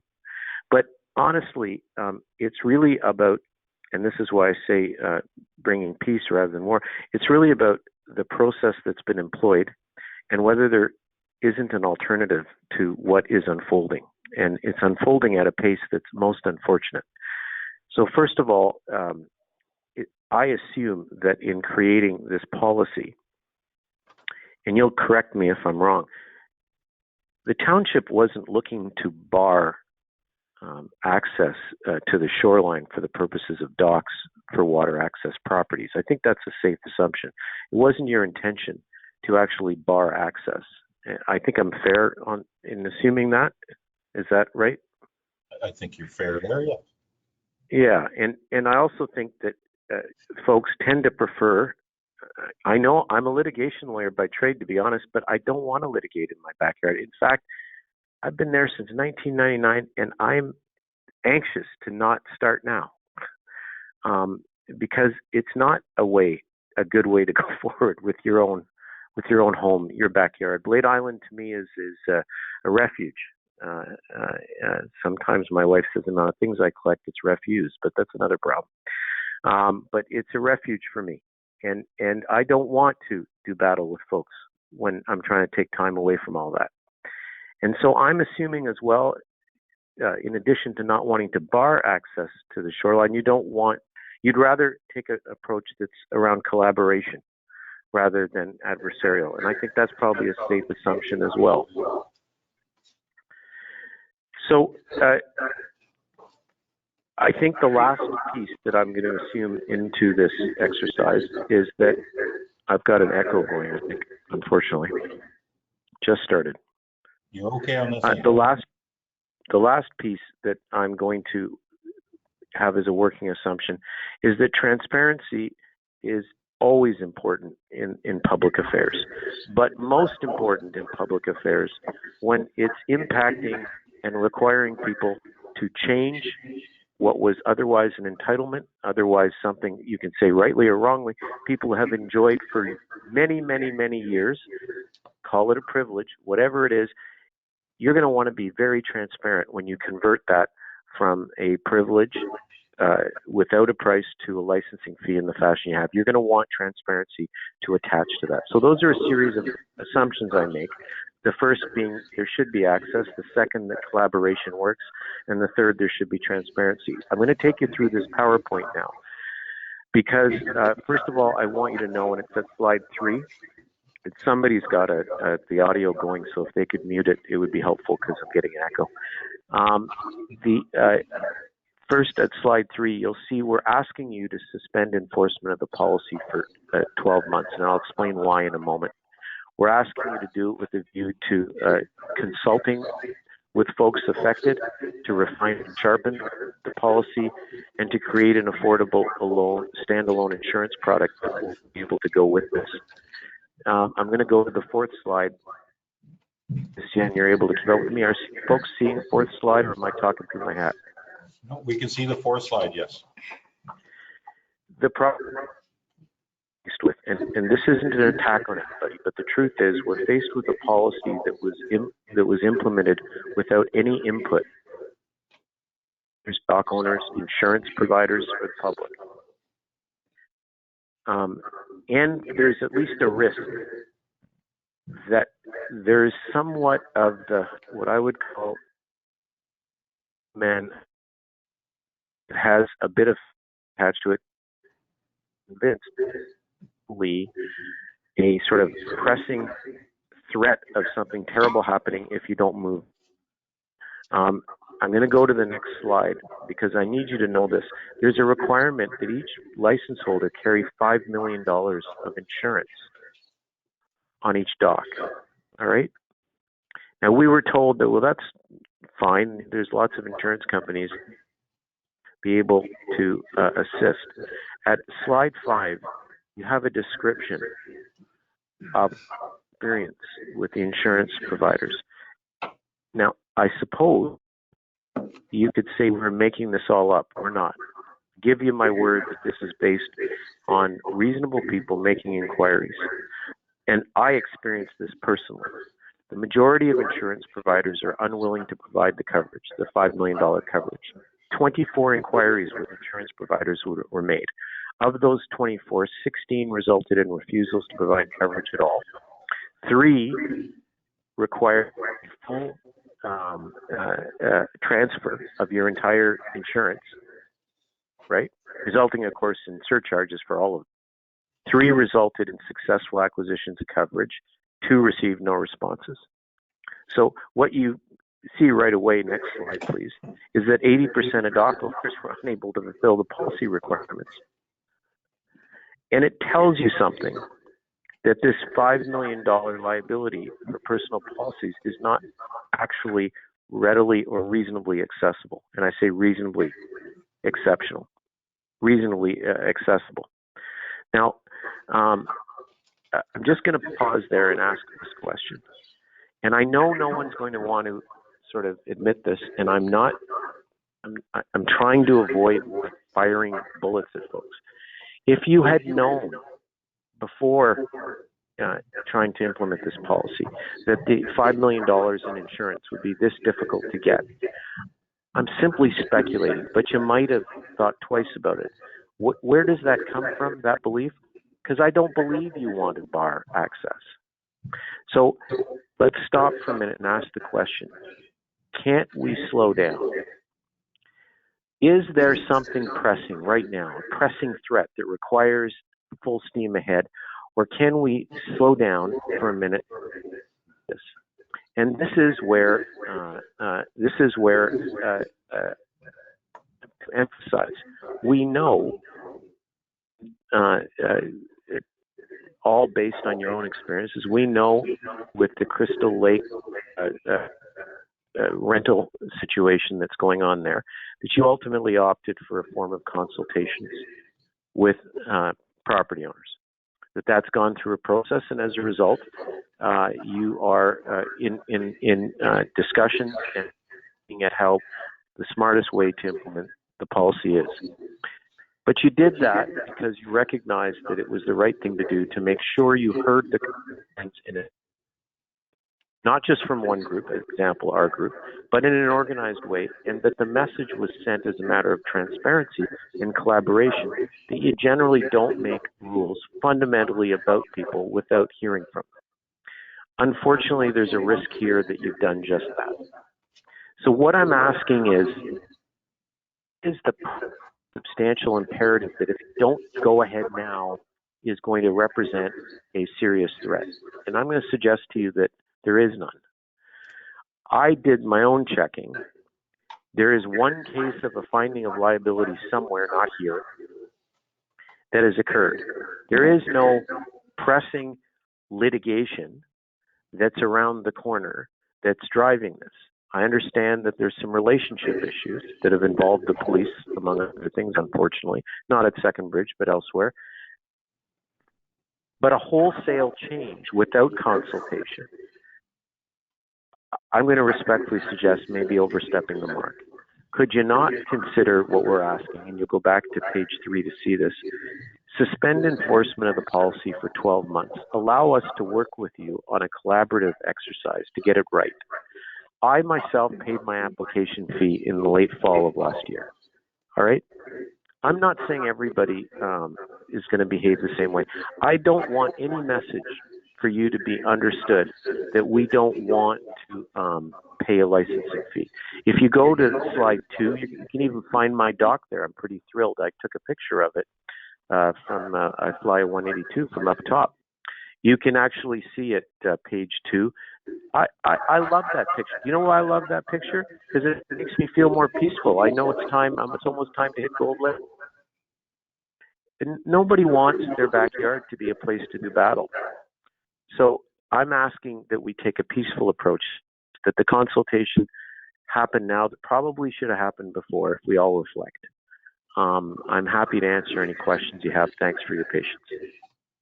Okay, thank you very much. Does any members of council have any questions? I'm seeing none at the moment, and I don't know if there was a Scott Graham that wanted to speak. No, I'm just here to support Julian. But, Okay. and I guess we're asking I guess a direct question is this something the council will consider? Okay, thank you very much. Go ahead, Councillor Braybrook. Just a question through you, Mayor. I don't know if this is the right time to ask the question, but if that $5 million was reduced to $2 million, would the insurance companies have a different perspective on providing coverage? Go ahead. May I address that? Yeah, I think Barb Waldron, our CBO, would like to speak first. Go ahead, Barb. Through you, Mayor Lamson. I did reach out. I've been discussing insurance issues with a broker. She's the broker for one of the landowners here. I'm not sure which one, but I did send her an email this morning to ask her that question, that if it was reduced to $2 million, would that be readily available and would the municipality be named? To which she responded, absolutely. I do have a company intact, ready to set insurance policies up, adding the municipality for $2 million. Okay, thank you very much. And Julian, did you want to respond to that as well? Yes, and was that Miss Waldron who spoke? Yes, it was. Yes. Yeah, and thank you. I'm allowed to call her Barbara, right? She was very helpful last fall. It was nice to have met her. Thank you, Barbara. So that's very helpful information. Can I just reflect on what just occurred right now on April 4th, 2023? We're gathering information now after the fact, right? And it's helpful information, but I don't think the process is well served by doing this one piece at a time. An example of why what looks on the face of it like good news may not be good news is my insurance company, Wawanesa, makes crystal clear they're just not going to insure this. So I have a new problem. Now, it may not matter, right? In other words, folks may say, too bad, so sad. But I think we need to know all of the options, and all of the downsides and all of the upsides before marching forward with, for example, enforcement. That's what I'm saying is that's really good information that it sounds like we found out this morning, which is great, but it gives you an idea of how this thing is really needs some development before finally rolling it out, because we're still gathering information and some of it has direct impact. Example, if this company is it named Impact? Was I right? Intact. Yeah, so I call Impact tomorrow and they say, yeah, we'll give you that insurance, but you have to move all of the insurance, your home, your cottage, and your vehicle insurance for us to do it. That would be new information you got tomorrow, and you would find out how much that's going to cost. I am respectfully suggesting that, not unlike the Crystal Lake situation, people have a right to be heard on all of the array of impacts, and then you get to make a call having all the information. I just worry that piecemeal, this doesn't work. And I'm encouraging that that's good news, that we put that in this slot of additional information, but don't stop there. We need to do this in an organized way, that's all. And of course, that would mean exploring another question, which was, is there a collaborative insurance process that would serve everyone, protect them? I'm a lawyer. I don't have an issue with you protecting liability in a reasonable case. But what is the evil we're trying to protect against? If we're now saying that 2 million will do it, that means because we realized we didn't need 5 million in the first place. I'm just saying, let's not do this in a piecemeal way. There's lots of time to proceed what I call in peace rather than adversarial. So that's why I think that's important information. Thank you. Thank you very much, Julian. Just for 1 second, Councillor or Deputy Mayor, we have Mr. Graham would like to speak. Go ahead, Scott. It's fine, Mr. Mayor. I think Julian touched on it. Okay. Go ahead, Deputy Mayor Armstrong. You had a question or comment? Yes, thank you, Mayor Linton. I don't wish to put our CBO on the spot, but I do want to give her the opportunity to comment on what we've just heard to the extent that she feels comfortable and would like to do so. Go ahead, Barb. Yeah, go ahead. And if you're not prepared to do that, that's fine as well. Well, I can make some general statements. So through you, Mayor Lansing. The $5 million insurance was not a directive, but it was a very strong suggestion from our legal counsel. And when your own legal counsel suggests you look at that, you look at that very strongly. I did reach out to other municipalities, and Minden Hills requires $5 million. I spoke to the person that looks after that department, and I asked, are you getting the insurance and are you getting the municipality named? To which she responded, at the beginning, we were challenged, but now everybody just gets it done. I did provide council with some more information that I've gathered about other municipalities. This is not unique to us. This is common in a lot of municipalities.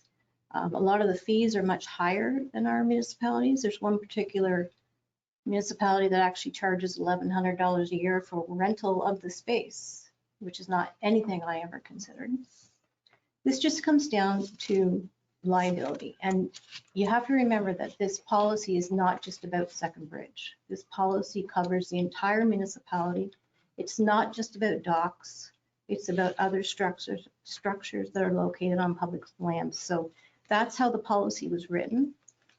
With regards to suspending it for a year, I don't feel that's a direction I think I'd be comfortable with, because we are now in a more liable position because this is much more public. And I don't think our insurance company would agree with that. And we did reach out to the insurance company and they said, absolutely, we should be protecting ourselves liability wise. Okay, thank you for your comments. May I speak to that, please, Mayor? Yes, you Julian may. Faulkner here. Go ahead, Julian. Thank you. And I appreciate the comments just made, but I'm a bit worried.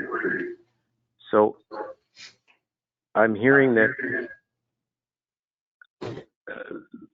the insurance company is going to decide a matter of public policy, and that worries me. I think the issues we raised about the importance of consultation and the absence of it before this was brought in, respectfully, have not been in any way addressed. That is, there's been no actual explanation. And if you could turn up page 5, please, of the PowerPoint, Christian. There's been no actual explanation for why this problem we highlight at page 5 isn't reflected in any report. And the reason is because the consultation didn't happen. And we're asking that the same equitable treatment that's happened with the Crystal Lake folks happen with those affected. Your insurance company has one interest. It's a unique pecuniary private interest, which is minimizing their exposure as an insurance company. So naturally, they're going to tell you, tighten that down and get it done now. But that can't be how you decide public policy respectfully. If you had known about what we're showing you at page 5, it would have figured in the discussion. And then finally saying that legal says 5 million is the right number. Well, you're about to talk about making it 2 million and that. And it's not only maximum protection from a lawsuit would be, because 5 million is better. 10 million is even better than that. It's what is reasonable given the environment you're in, given the population you're dealing with, and given the actual risk you're facing, which is what is the actual likelihood of a case, how many have happened, etc. And my problem with this thing is that because of the lack of consultation, those perspectives haven't been heard yet. And I'm asking you not to rush into something, because your insurance company, whose number one and only concern is to minimize your exposure, is saying, hey, don't worry about public policy. Don't worry about consultation. This is the best way to minimize your liability. Just batten down the hatches and don't worry. It'll be initial pain, but people will get over it. This is not collaborative. It's worrisome. This is how business should be done. And by the way, I never found anything in a report that we looked at, and maybe I'm missing it, and I defer to Ms. Waldron. I've seen no report that explains when the insurance company said this, how they said it, what the context is for them requiring this drastic action. I'm just saying it's not a good way to do business, respectfully. Thank you for your patience in hearing me out. Okay, thank you. Any other questions, Council? Go ahead, Councillor Frandsen. I just have one clarification. Crystal Lake did contact me 6 or 8 months ago when we were discussing this policy, and they were not in favor of it either. And no cottage association has been contacted. We've checked with our cottage associations. Nobody consulted with Ketchikan Cottages Association, the Cavendish Association, etc. There was no, to our knowledge, we checked. There's been none of that consultation. And all we're asking is take a breath. The world's not going to collapse with a flurry of lawsuits tomorrow. That's just not a realistic likelihood. Let's take a breath and let's try to do it at least in a way that we all get along. Not being confrontational, but Christine Brickman sent me 2 personal emails opposing the policy. And she's on the executive of Crystal Lake Cottage Association. Okay, thank you. Thank you, Councillor Frandsen. Yeah, I would like to make a comment. I think that we have a good policy here. I think that we needed to do more consulting. We had to communicate better. We don't, we jumped on it a little bit hard and fast, I believe, and we need to collaborate. I think there's ways to get, if it is only $2 million of insurance and we get named in it, I mean, how many cases have we had at that location? To my knowledge, 0. And I happen to know that location for the last 55 or so years. So it's not a very publicly used location. It's more private cottager owners go there on Friday afternoon, put their stuff in the water on the dock, go to their cottage, and on Sunday afternoon, they come back and unload and go back home. That's every once in a while it will get used during the day because you want to go golfing or you feel like going shopping or something like that. But the liability exposure, I don't think is as extreme as we think. I think we do have some time. A year, I think, is far too long to wait. I think we should be collaborating with our ratepayers about all of these locations prior to implementing some sort of a term and a time and a dollar amount. I think if we had done a little more legwork in the beginning, I don't think we'd be where we are now. That's just my opinion. Go ahead, Deputy Mayor Armstrong. Yeah, thank you, Mayor Lynch. A couple comments as well. I am concerned because this is now more public. The world has changed. Fortunately, we haven't had any lawsuits in the past. That does not mean we won't be subject to them currently in the future. And we have to recognize that this is a much more litigious society that we now live in, and we have to protect ourselves from that. I also agree. I don't think we should be suspending this for a year. I think a lot of thought, a lot of work went into this. We have more recently done additional benchmarking that has helped shape it. I think a reasonable path forward might be to defer this or suspend it for a month or so and change the deadline around application requirements, but give our CBO and members of the public who choose to provide input, perhaps, I don't think we have a meeting for another month. So give them that month to take that opportunity and propose some changes to this. I think we've heard 5 million to 2 million might be palatable. It's against our legal counsel's recommendation, but we have seen that other townships have done so. So that, and I think our CBO has suggested that might be a possible change. Fees, I think as well, although we need to look at those in contrast to what a marina would charge. So, there's no free ride for having a place to put your boat, especially if it's on municipal lands, and get access. So I think I'm coming to a point of suggesting that we pull back for about a month. We change the application deadline to later in the year. We work to get a revised proposal at our first May meeting, and we go forward from there and try to continue to implement it and enforce it this season. I think Mr. Scott Graham would like to speak. Go ahead, Scott. Thank you. Just a comment on the timeline. A handful of us have been working on this insurance for 6 months without success, without broad reaching success. There are exceptions that have been found, but as Julian pointed out, it requires major shifts in people's insurance policies overall, which comes with a hefty cost as well as inconvenience. So 1 month, in my mind, I'm not sure how much conversation the ratepayers are going to be able to have with council in that term. And I'm not sure what research we'll find that will address the many issues in terms of fees compared to commercial enterprises. There's all kinds of matters that we haven't voiced here today because the insurance is the biggest logjam here. But I would caution against expectations in 1 month. I mean, we could try a month and then revisit it and postpone it further, but I just don't think we're going to move anywhere meaningful in 30 days. Go ahead. Can I add one point?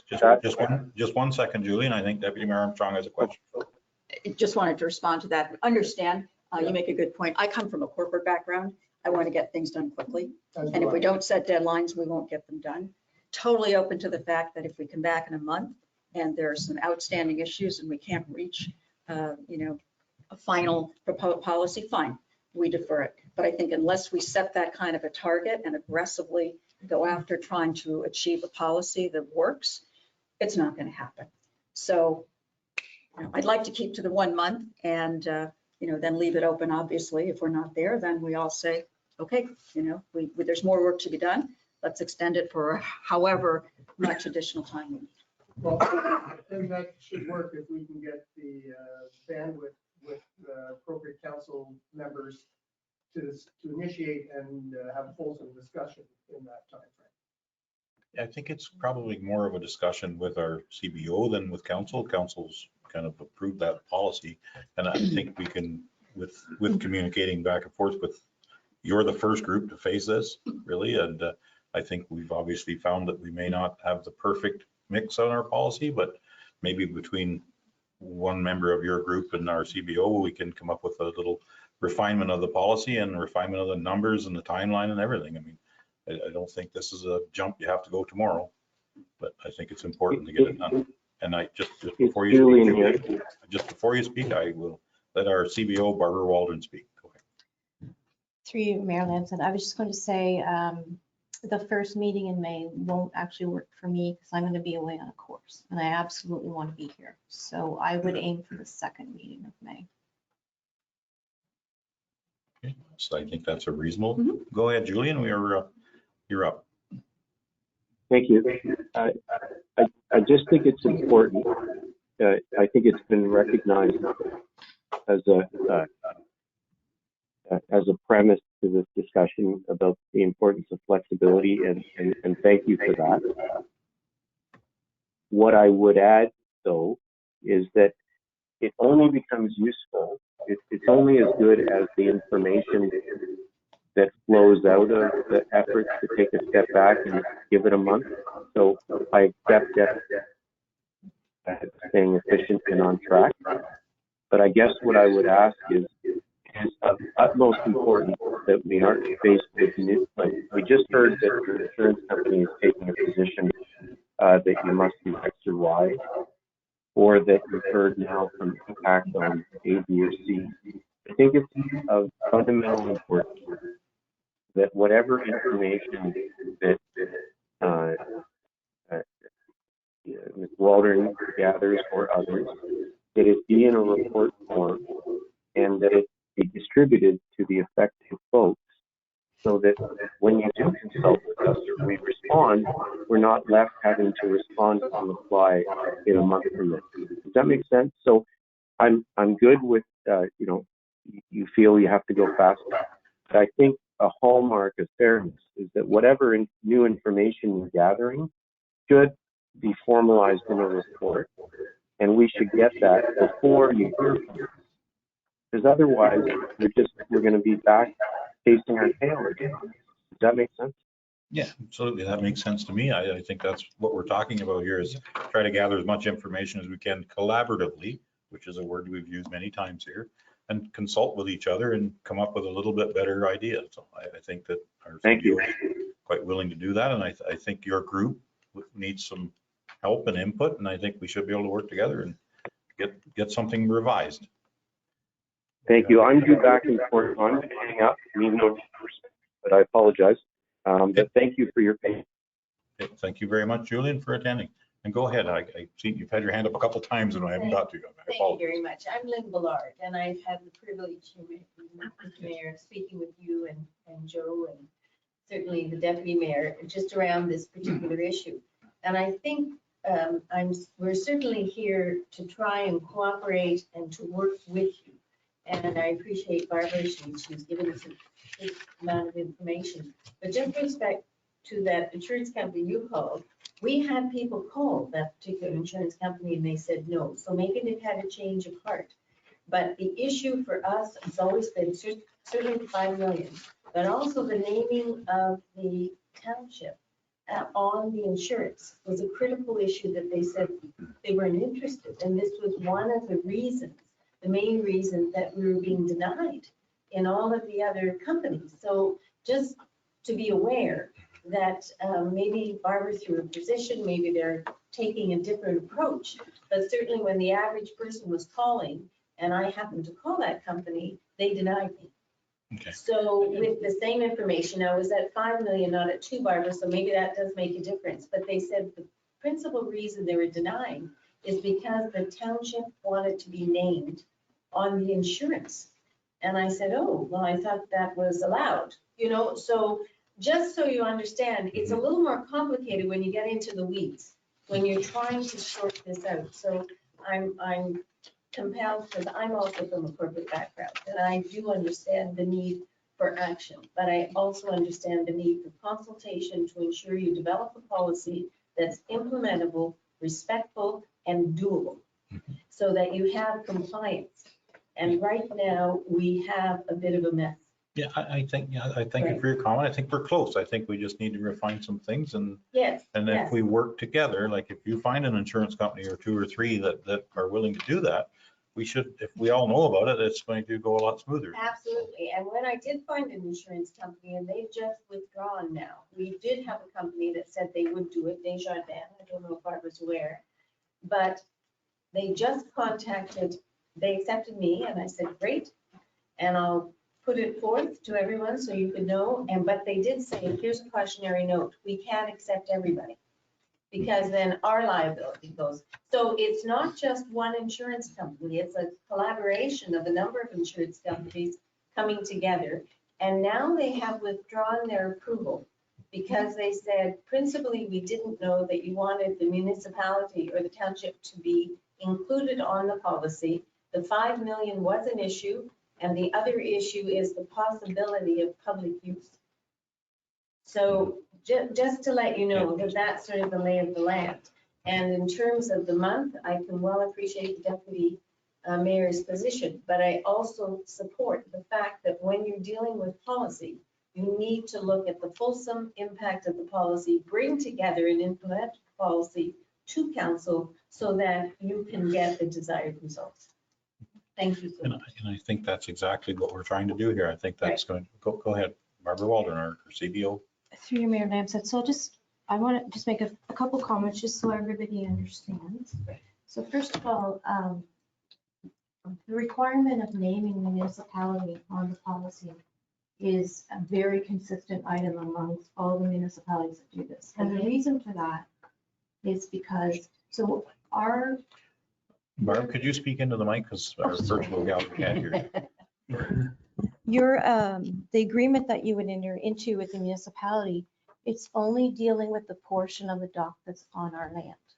It's not what's in the water. And in fact, one of the requirements that was in the policy to begin with that we took away because it was a hindrance right off the bat was that we were going to require you to get approval from the water body agency. And I was trying to do a preemptive strike, so I had my assistant reach out to them and they said, well, we won't do that. So I spoke to my solicitor and we took that hurdle away.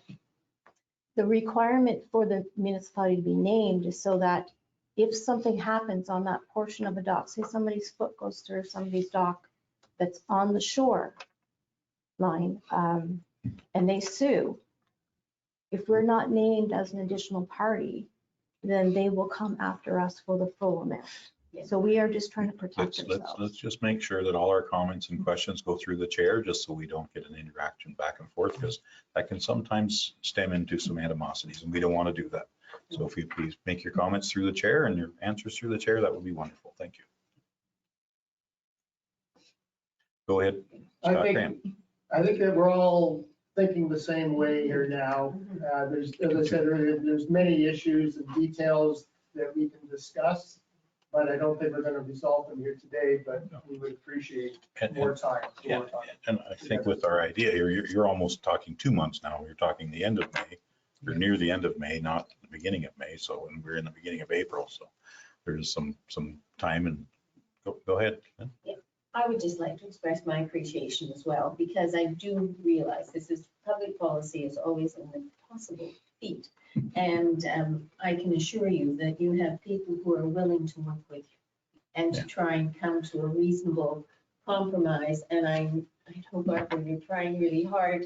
So it's not a blame issue. It's a how do we get there, and do it with as much respect and whatever. And so we're willing to work with you, and thank you so much. Thank you very much. And that's something I must comment too, is staff has done an enormous amount of work from this, and they're trying very hard to work with everyone and council's wishes too. So I thank staff and the people from your group. Thank you very much. I think we have a way forward that will be collaborative and communicative, and we can find a solution. So thank you for your presentation. Thank you very much. I'd like to second Deputy Mayor Armstrong's motion. We're not even sure I remember what the motion was. I think it's wait a month, but now it's. I was hoping Bianca. Yeah. I'm sure. Defer for 6 weeks. Yes, something like that. Yeah, receive the report and direct staff to come back with a staff report at the second meeting in May after review and consultation as appropriate. That's secondable. Yeah. Okay, I have Councillor Franzen for a second. Any other communication? I'm seeing none. We'll call for the vote. All in favor? That motion has carried. Thank you very much for your presentation. Thank you. I think we should receive that. Yeah, it's in there. Okay, that's going to be received and. Receive and Perfect. to Thank you. get a report back. Excellent. You're very good. Thank you very much for everyone for attending. You're more than welcome to stay and watch as I start to cough and hiccup. I can't be in this building very long. I start to cough. Okay, we can move on to item number 10 of our agenda, which is staff reports. We have none from Public Works. We have none from Parks and Recreation. We have none from Fire Rescue. We have none from Building and Planning at this time. And we have 10.5.1, which is Donna Taggart, our CRO treasurer, with the water budgets. You would like to speak to Thank that? you. Thank you, and through you, Mayor Lamshead. I'm in conflict here. Okay, as my apologies. Thank you very much, Councillor Franzen. He's in a pecuniary interest. My laptop is. Go ahead, Donna Taggart. Great, thank you, and through you. I want to thank Natalie and Brent for waiting, just in case the council had any additional questions. So before you are the 2023 water budgets for the Alpine Pirates Glen and Buckhorn Lake Estates water system. So just a reminder, there are 318 users on these two non-metered water systems, with 200 being on the Alpine Pirates Glen system and 118 on the Buckhorn Lake Estates system. So there have been annual incremental rate increases to both of these water rates, really just to make sure there's enough being put aside for the cost to run the systems annually from an operational and capital perspective. And that is done through looking at the assets. And I know there was a bit of talk about that today, but we need to look at the performance of the assets annually. And those assets I'm speaking of are the pump houses, the distribution systems, and the service connections. So we look at the condition of those and really just the forecasted spending through Aqua. So due to unexpected repairs in 2022, the Buckhorn Lake Estate system had a deficit of $54,870.16, which really did result in a hit to the reserve for that water system. The current balance is $26,893.78. So in discussions with Aqua and how to respond to the problems that are happening at the system, they have made a recommendation that we consider the installation of a new well. And that well would assist because right now water is being trucked in periodically if there are repairs and there's leaks and if the usage is up. So the estimated cost of a new well for the Buckhorn Lake Estate system would be between $30,000 and $50,000. So the Alpine Pirates Glen system actually had a surplus in 2022 of just over $22,000 and a year-end reserve balance of just over $200,000. So the Alpine Pirates Glen system, at this time, we believe that the rate with the increase suggested for 2023 would be an appropriate rate based on the reserve balance that they currently have. And of course, that's monitored annually based on what's happening with the assets and the spending there. So you will also see in the report today, I have made a recommendation that staff solicit input from the water system users on the future installation of water meters. So I have had some early discussions with 4 members of the water committees. And I wanted to just be really transparent with them that that is a recommendation that I was making today. So we're looking to do that just to encourage water conservation and really the fair distribution of costs, because right now it's just a flat rate and everybody pays the same. And over the long term, look to lower consumption and reduce repair. So, and it's also something that's been recommended from the Ministry of the Environment, Conservation and Parks. So today I'm looking for support from council. So first of all, to receive the report and to approve a rate for Buckhorn Lake Estates of $1,550 in 2023 and a rate for the Alpine Pirates Glen system of $1,055. That council directs staff to solicit input from the water system users regarding the future installation of meters, and that council directs staff to research grants for the installation of an additional well at Buckhorn Lake Estates and for the installation of the water meters. And I can tell you, since this report, I did attend some training through FCM, and there may be some opportunities for some grant funding there. They did have a discussion on meters and the importance of meters, but staff fully recognize the limited users on the system, and we will look to try to find some grants for those installations. Okay, anybody have any questions of Donna? Go ahead, Deputy Mayor Armstrong. Thank you, Mayor Lamshead. And through you, the first question is, if we need another well and a grant's not available, what are our options for financing that? Right, so thank you, and through you. That is a difficult one right now because the reserve would not support that. So we'd have to look to put money aside over the next few years. But I'm hearing there might be some provincial grants potentially coming for water. So we think they're out there. We'll just have to make sure we try to find them. But yeah, it would have to be something we'd look to do and put money aside for. Excellent. Go ahead. And a second question, if I may. It looks like, and I'm sure you'll consult with the Water Association, but Alpine Pirates Glen have sufficient reserves to pay for meters, so they're fine. You know, they can move ahead with that, and it's probably a good idea. We've heard complaints about some units that are being used for short-term rentals and excessive use of water and unfairness, et cetera. So I'm hoping that there would be support amongst that group for moving ahead. So I guess that's an alternative for them. Again, Buckhorn Lake Estates is in a bit of a problem because they don't have enough either to support a well or even the meters from their reserves. Right, right. So thank you, and through you.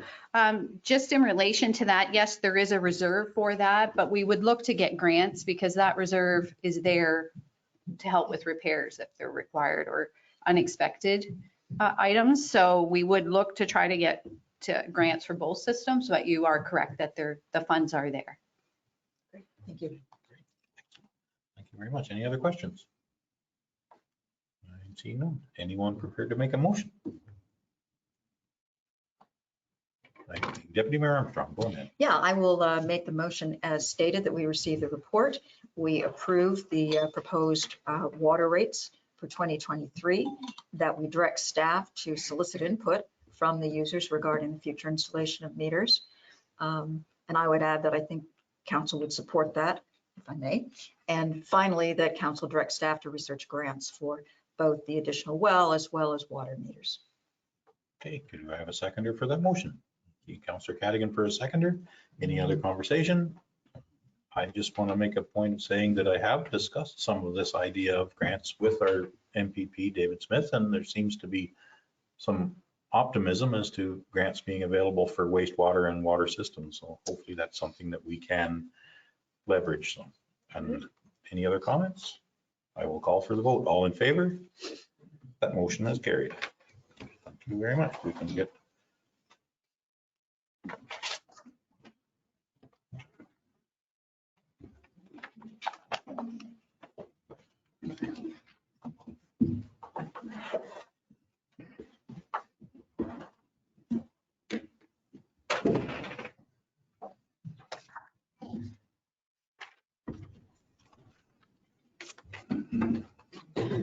Thank you, Bianca.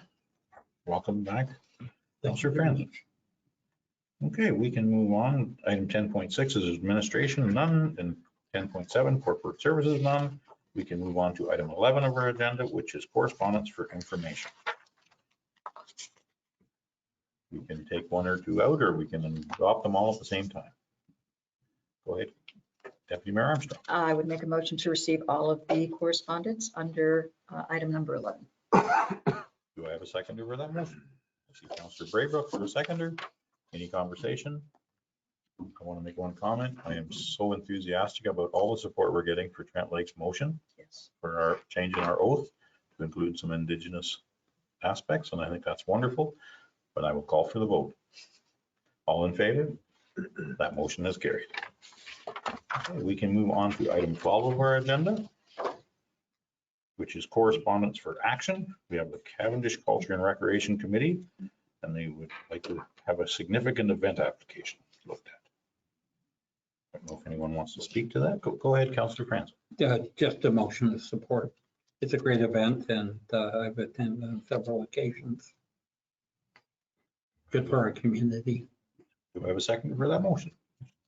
I'll second that motion. Being, Could I just you suggest yes, that council receive the application and that they declare it a municipally significant event as prescribed in the policy.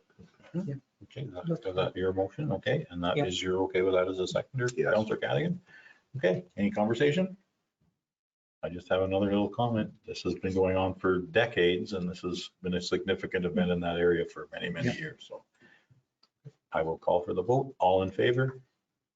That motion has carried. Thank you very much. We can move on to 12.2 of our agenda, which is the Buckhorn Festival of Arts sponsorship opportunity. I think they are asking for some form of sponsorship. I don't know if we've sponsored that before. I can ask our CAO if you don't mind. Sure, thank you, and through you.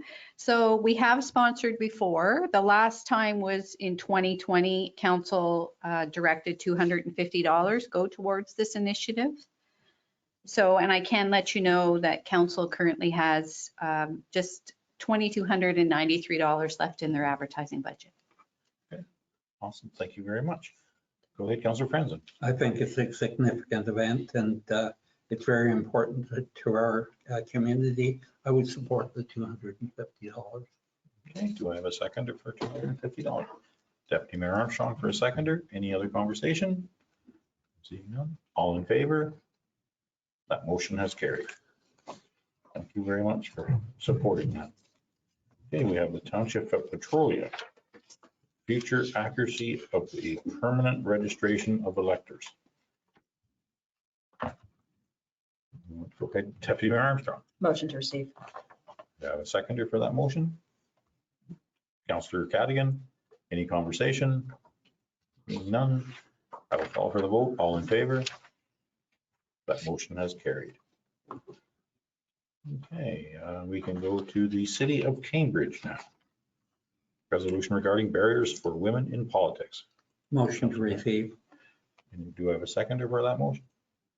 Deputy Mayor Armstrong for a seconder. Any conversation? Seeing none, I will call for the vote. All in favor? That motion is carried. Okay, we can move on to, did I miss one? Bylaws. We have bylaws on the agenda. I think Bianca Dragicevic would like to speak to the agenda memorandum. Thank you, and through you. There are two bylaws on the agenda that do not have their own report to council or were not part of the public meeting. So there's B 2023-28, which is the annual bylaw appointing the County of Peterborough area weed inspectors as weed inspectors for the municipality of Trent Lakes. And then there is B 2023-32, which is a zoning bylaw amendment for zoning bylaw amendment file 2232. The public meeting was held on December 20th, 2022, and council deferred the approval of the ZBA pending the delivery of the registered reference plan. And that has been received. And the OPA file number 59 was also approved by council at that meeting and is currently pending county approval. Perfect. Thank you very much for the update. We can move on now to item 13.2 and 3 and 4. If we want to do them all at once, we can, or we can do them individually. Oh, sorry. And one other thing, through the bylaw 2023-30, file number 2304 will be pulled from the agenda as it was not approved by council previously on the meeting. It was deferred, correct? Yes. Okay. Okay, so we have two bylaws we can look at. I'm prepared to make a motion about either or both. Councillor Brader, go ahead. I'll make a motion to approve both 2023-028 and B 2023-032. Do I have a seconder for that motion? Deputy Mayor Armstrong, any conversation? Seeing none, I will call for the vote. All in favor? That motion has carried. Okay. We have any business? Item 14 of our agenda, business arising out of a previous meeting. Does anyone have any business?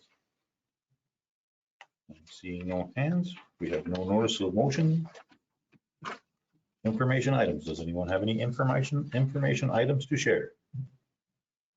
Go ahead, Deputy Mayor Armstrong. Thank you, Mayor Limstead. A couple things, few things. First one, there was an event yesterday at Fairhaven Long-Term Care Facility. They have launched an initiative together with the city and county paramedics for recycling masks that we use for COVID. And they actually take these masks, remove the nose piece, remove the earpieces, and the rest is sort of a plastic. And they recycle that into recycled chairs and ingredients for concrete. Makes it tougher. That's as much as I understand. But anyway, Fairhaven uses 500 masks a day. The paramedics use 220 a day. And when you do all the math, that's about 250,000 masks a year that will not be going to landfills. So it's a trial. There may be opportunity to expand to our emergency services at a later point in time, for example. But I think it's an amazing initiative started by one of their staff people. The other thing, Buckhorn District Tourist Association is in the process of trying to expand their membership, which is a good thing. It will also diversify it. So they are starting a campaign, or will be, to try and have more contractors, tradespeople, and individual owners, business owners, to join their membership. The third thing, not so good news, the Greater Harvey Historical Society was not successful in receiving an award from the Documentary Heritage Communities Program, which would have assisted them in digitizing a lot of their records and building a website to showcase that. They're going to continue with the project. It's just unfortunate they won't have the benefit of additional money supporting them to do that. Okay, excellent. Well, that's too bad they didn't get that grant. That would have helped a lot. I know they're such an enthusiastic group. They'll carry on and do very well. Okay. Any other comments or information items? I'm seeing none. We are going to go to section 17, which is closed meetings. And I would need a motion to go into closed. Councillor Cadigan, and I need a seconder. Councillor Braybrook. We will need, before I call for the vote, I better specify that we're going into closed to discuss the proposed or pending acquisition or disposal of land by the municipality or local board, proposed acquisition of land, advice that is subject to solicitor client privileges, including communications necessary for that purpose, Dudney, and under section B, personal matters about identifiable individual fence viewers, municipal employees. And I will call for the vote. All in favor? That motion is carried. We are in closed.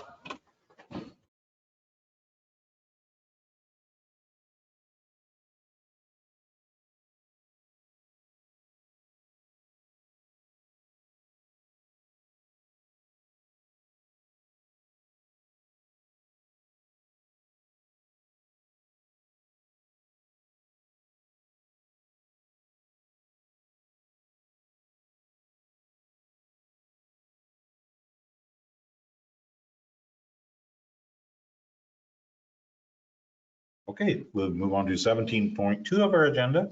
I would entertain a motion to rise from closed. I see Deputy Mayor Armstrong and Councillor Braybrook for a seconder. All in favor? That motion is carried. We are now in our regular council meeting. So we can move on to item 18 of our agenda, which is a business arising out of our closed meeting. 18.1 is the adoption of the minutes from our previous closed meeting. Would anyone care to make a motion to adopt them? I see Councillor Braybrook and Councillor Franzen for a seconder. All in favor? That motion is carried. We have adopted the minutes of our last meeting. Now we can move on to 18.2, which is the appointment of fence viewers. And I think our clerk, Jessie Clark, would like to speak to this item. Thank you. The recommendation is that bylaw B 2023-29, being a bylaw to amend bylaw B 2021-005, being a bylaw to appoint fence viewers for the municipality of Trent Lakes, be read a first and second time. And further, that section 1 of bylaw B 2023-29 be amended by inserting the following 5 names for persons appointed as fence viewers for the municipality for the 2022-2026 council term. Josh Bales, Glenn Bilton, Lois O'Neill Jackson, Lorna Plunkett, and Heather Stelzer. And further, that bylaw B 2023-29 as amended be read a third time and passed this 4th day of April 2023. Okay, thank you very much. Jessie, do I have anyone prepared to make a motion? I see Councillor Franzen for a motion and Councillor Cadigan for a seconder. All in favor? That motion has carried. We have fence viewers. We can move on to item 19 of our agenda, which is the adoption of the confirming bylaw. Is anyone prepared to make a motion? See Deputy Mayor Armstrong and Councillor Braybrook for a seconder. All in favor? That motion has carried. We have adopted our confirming bylaw. We can move on to item 20 of our agenda, which is adjournment. I don't think anyone wants to adjourn, but Councillor Franzen, mover, and Councillor Braybrook for a seconder.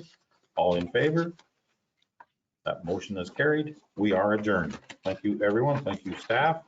Thank you, both virtual and real life gallery. And thank you very much to council.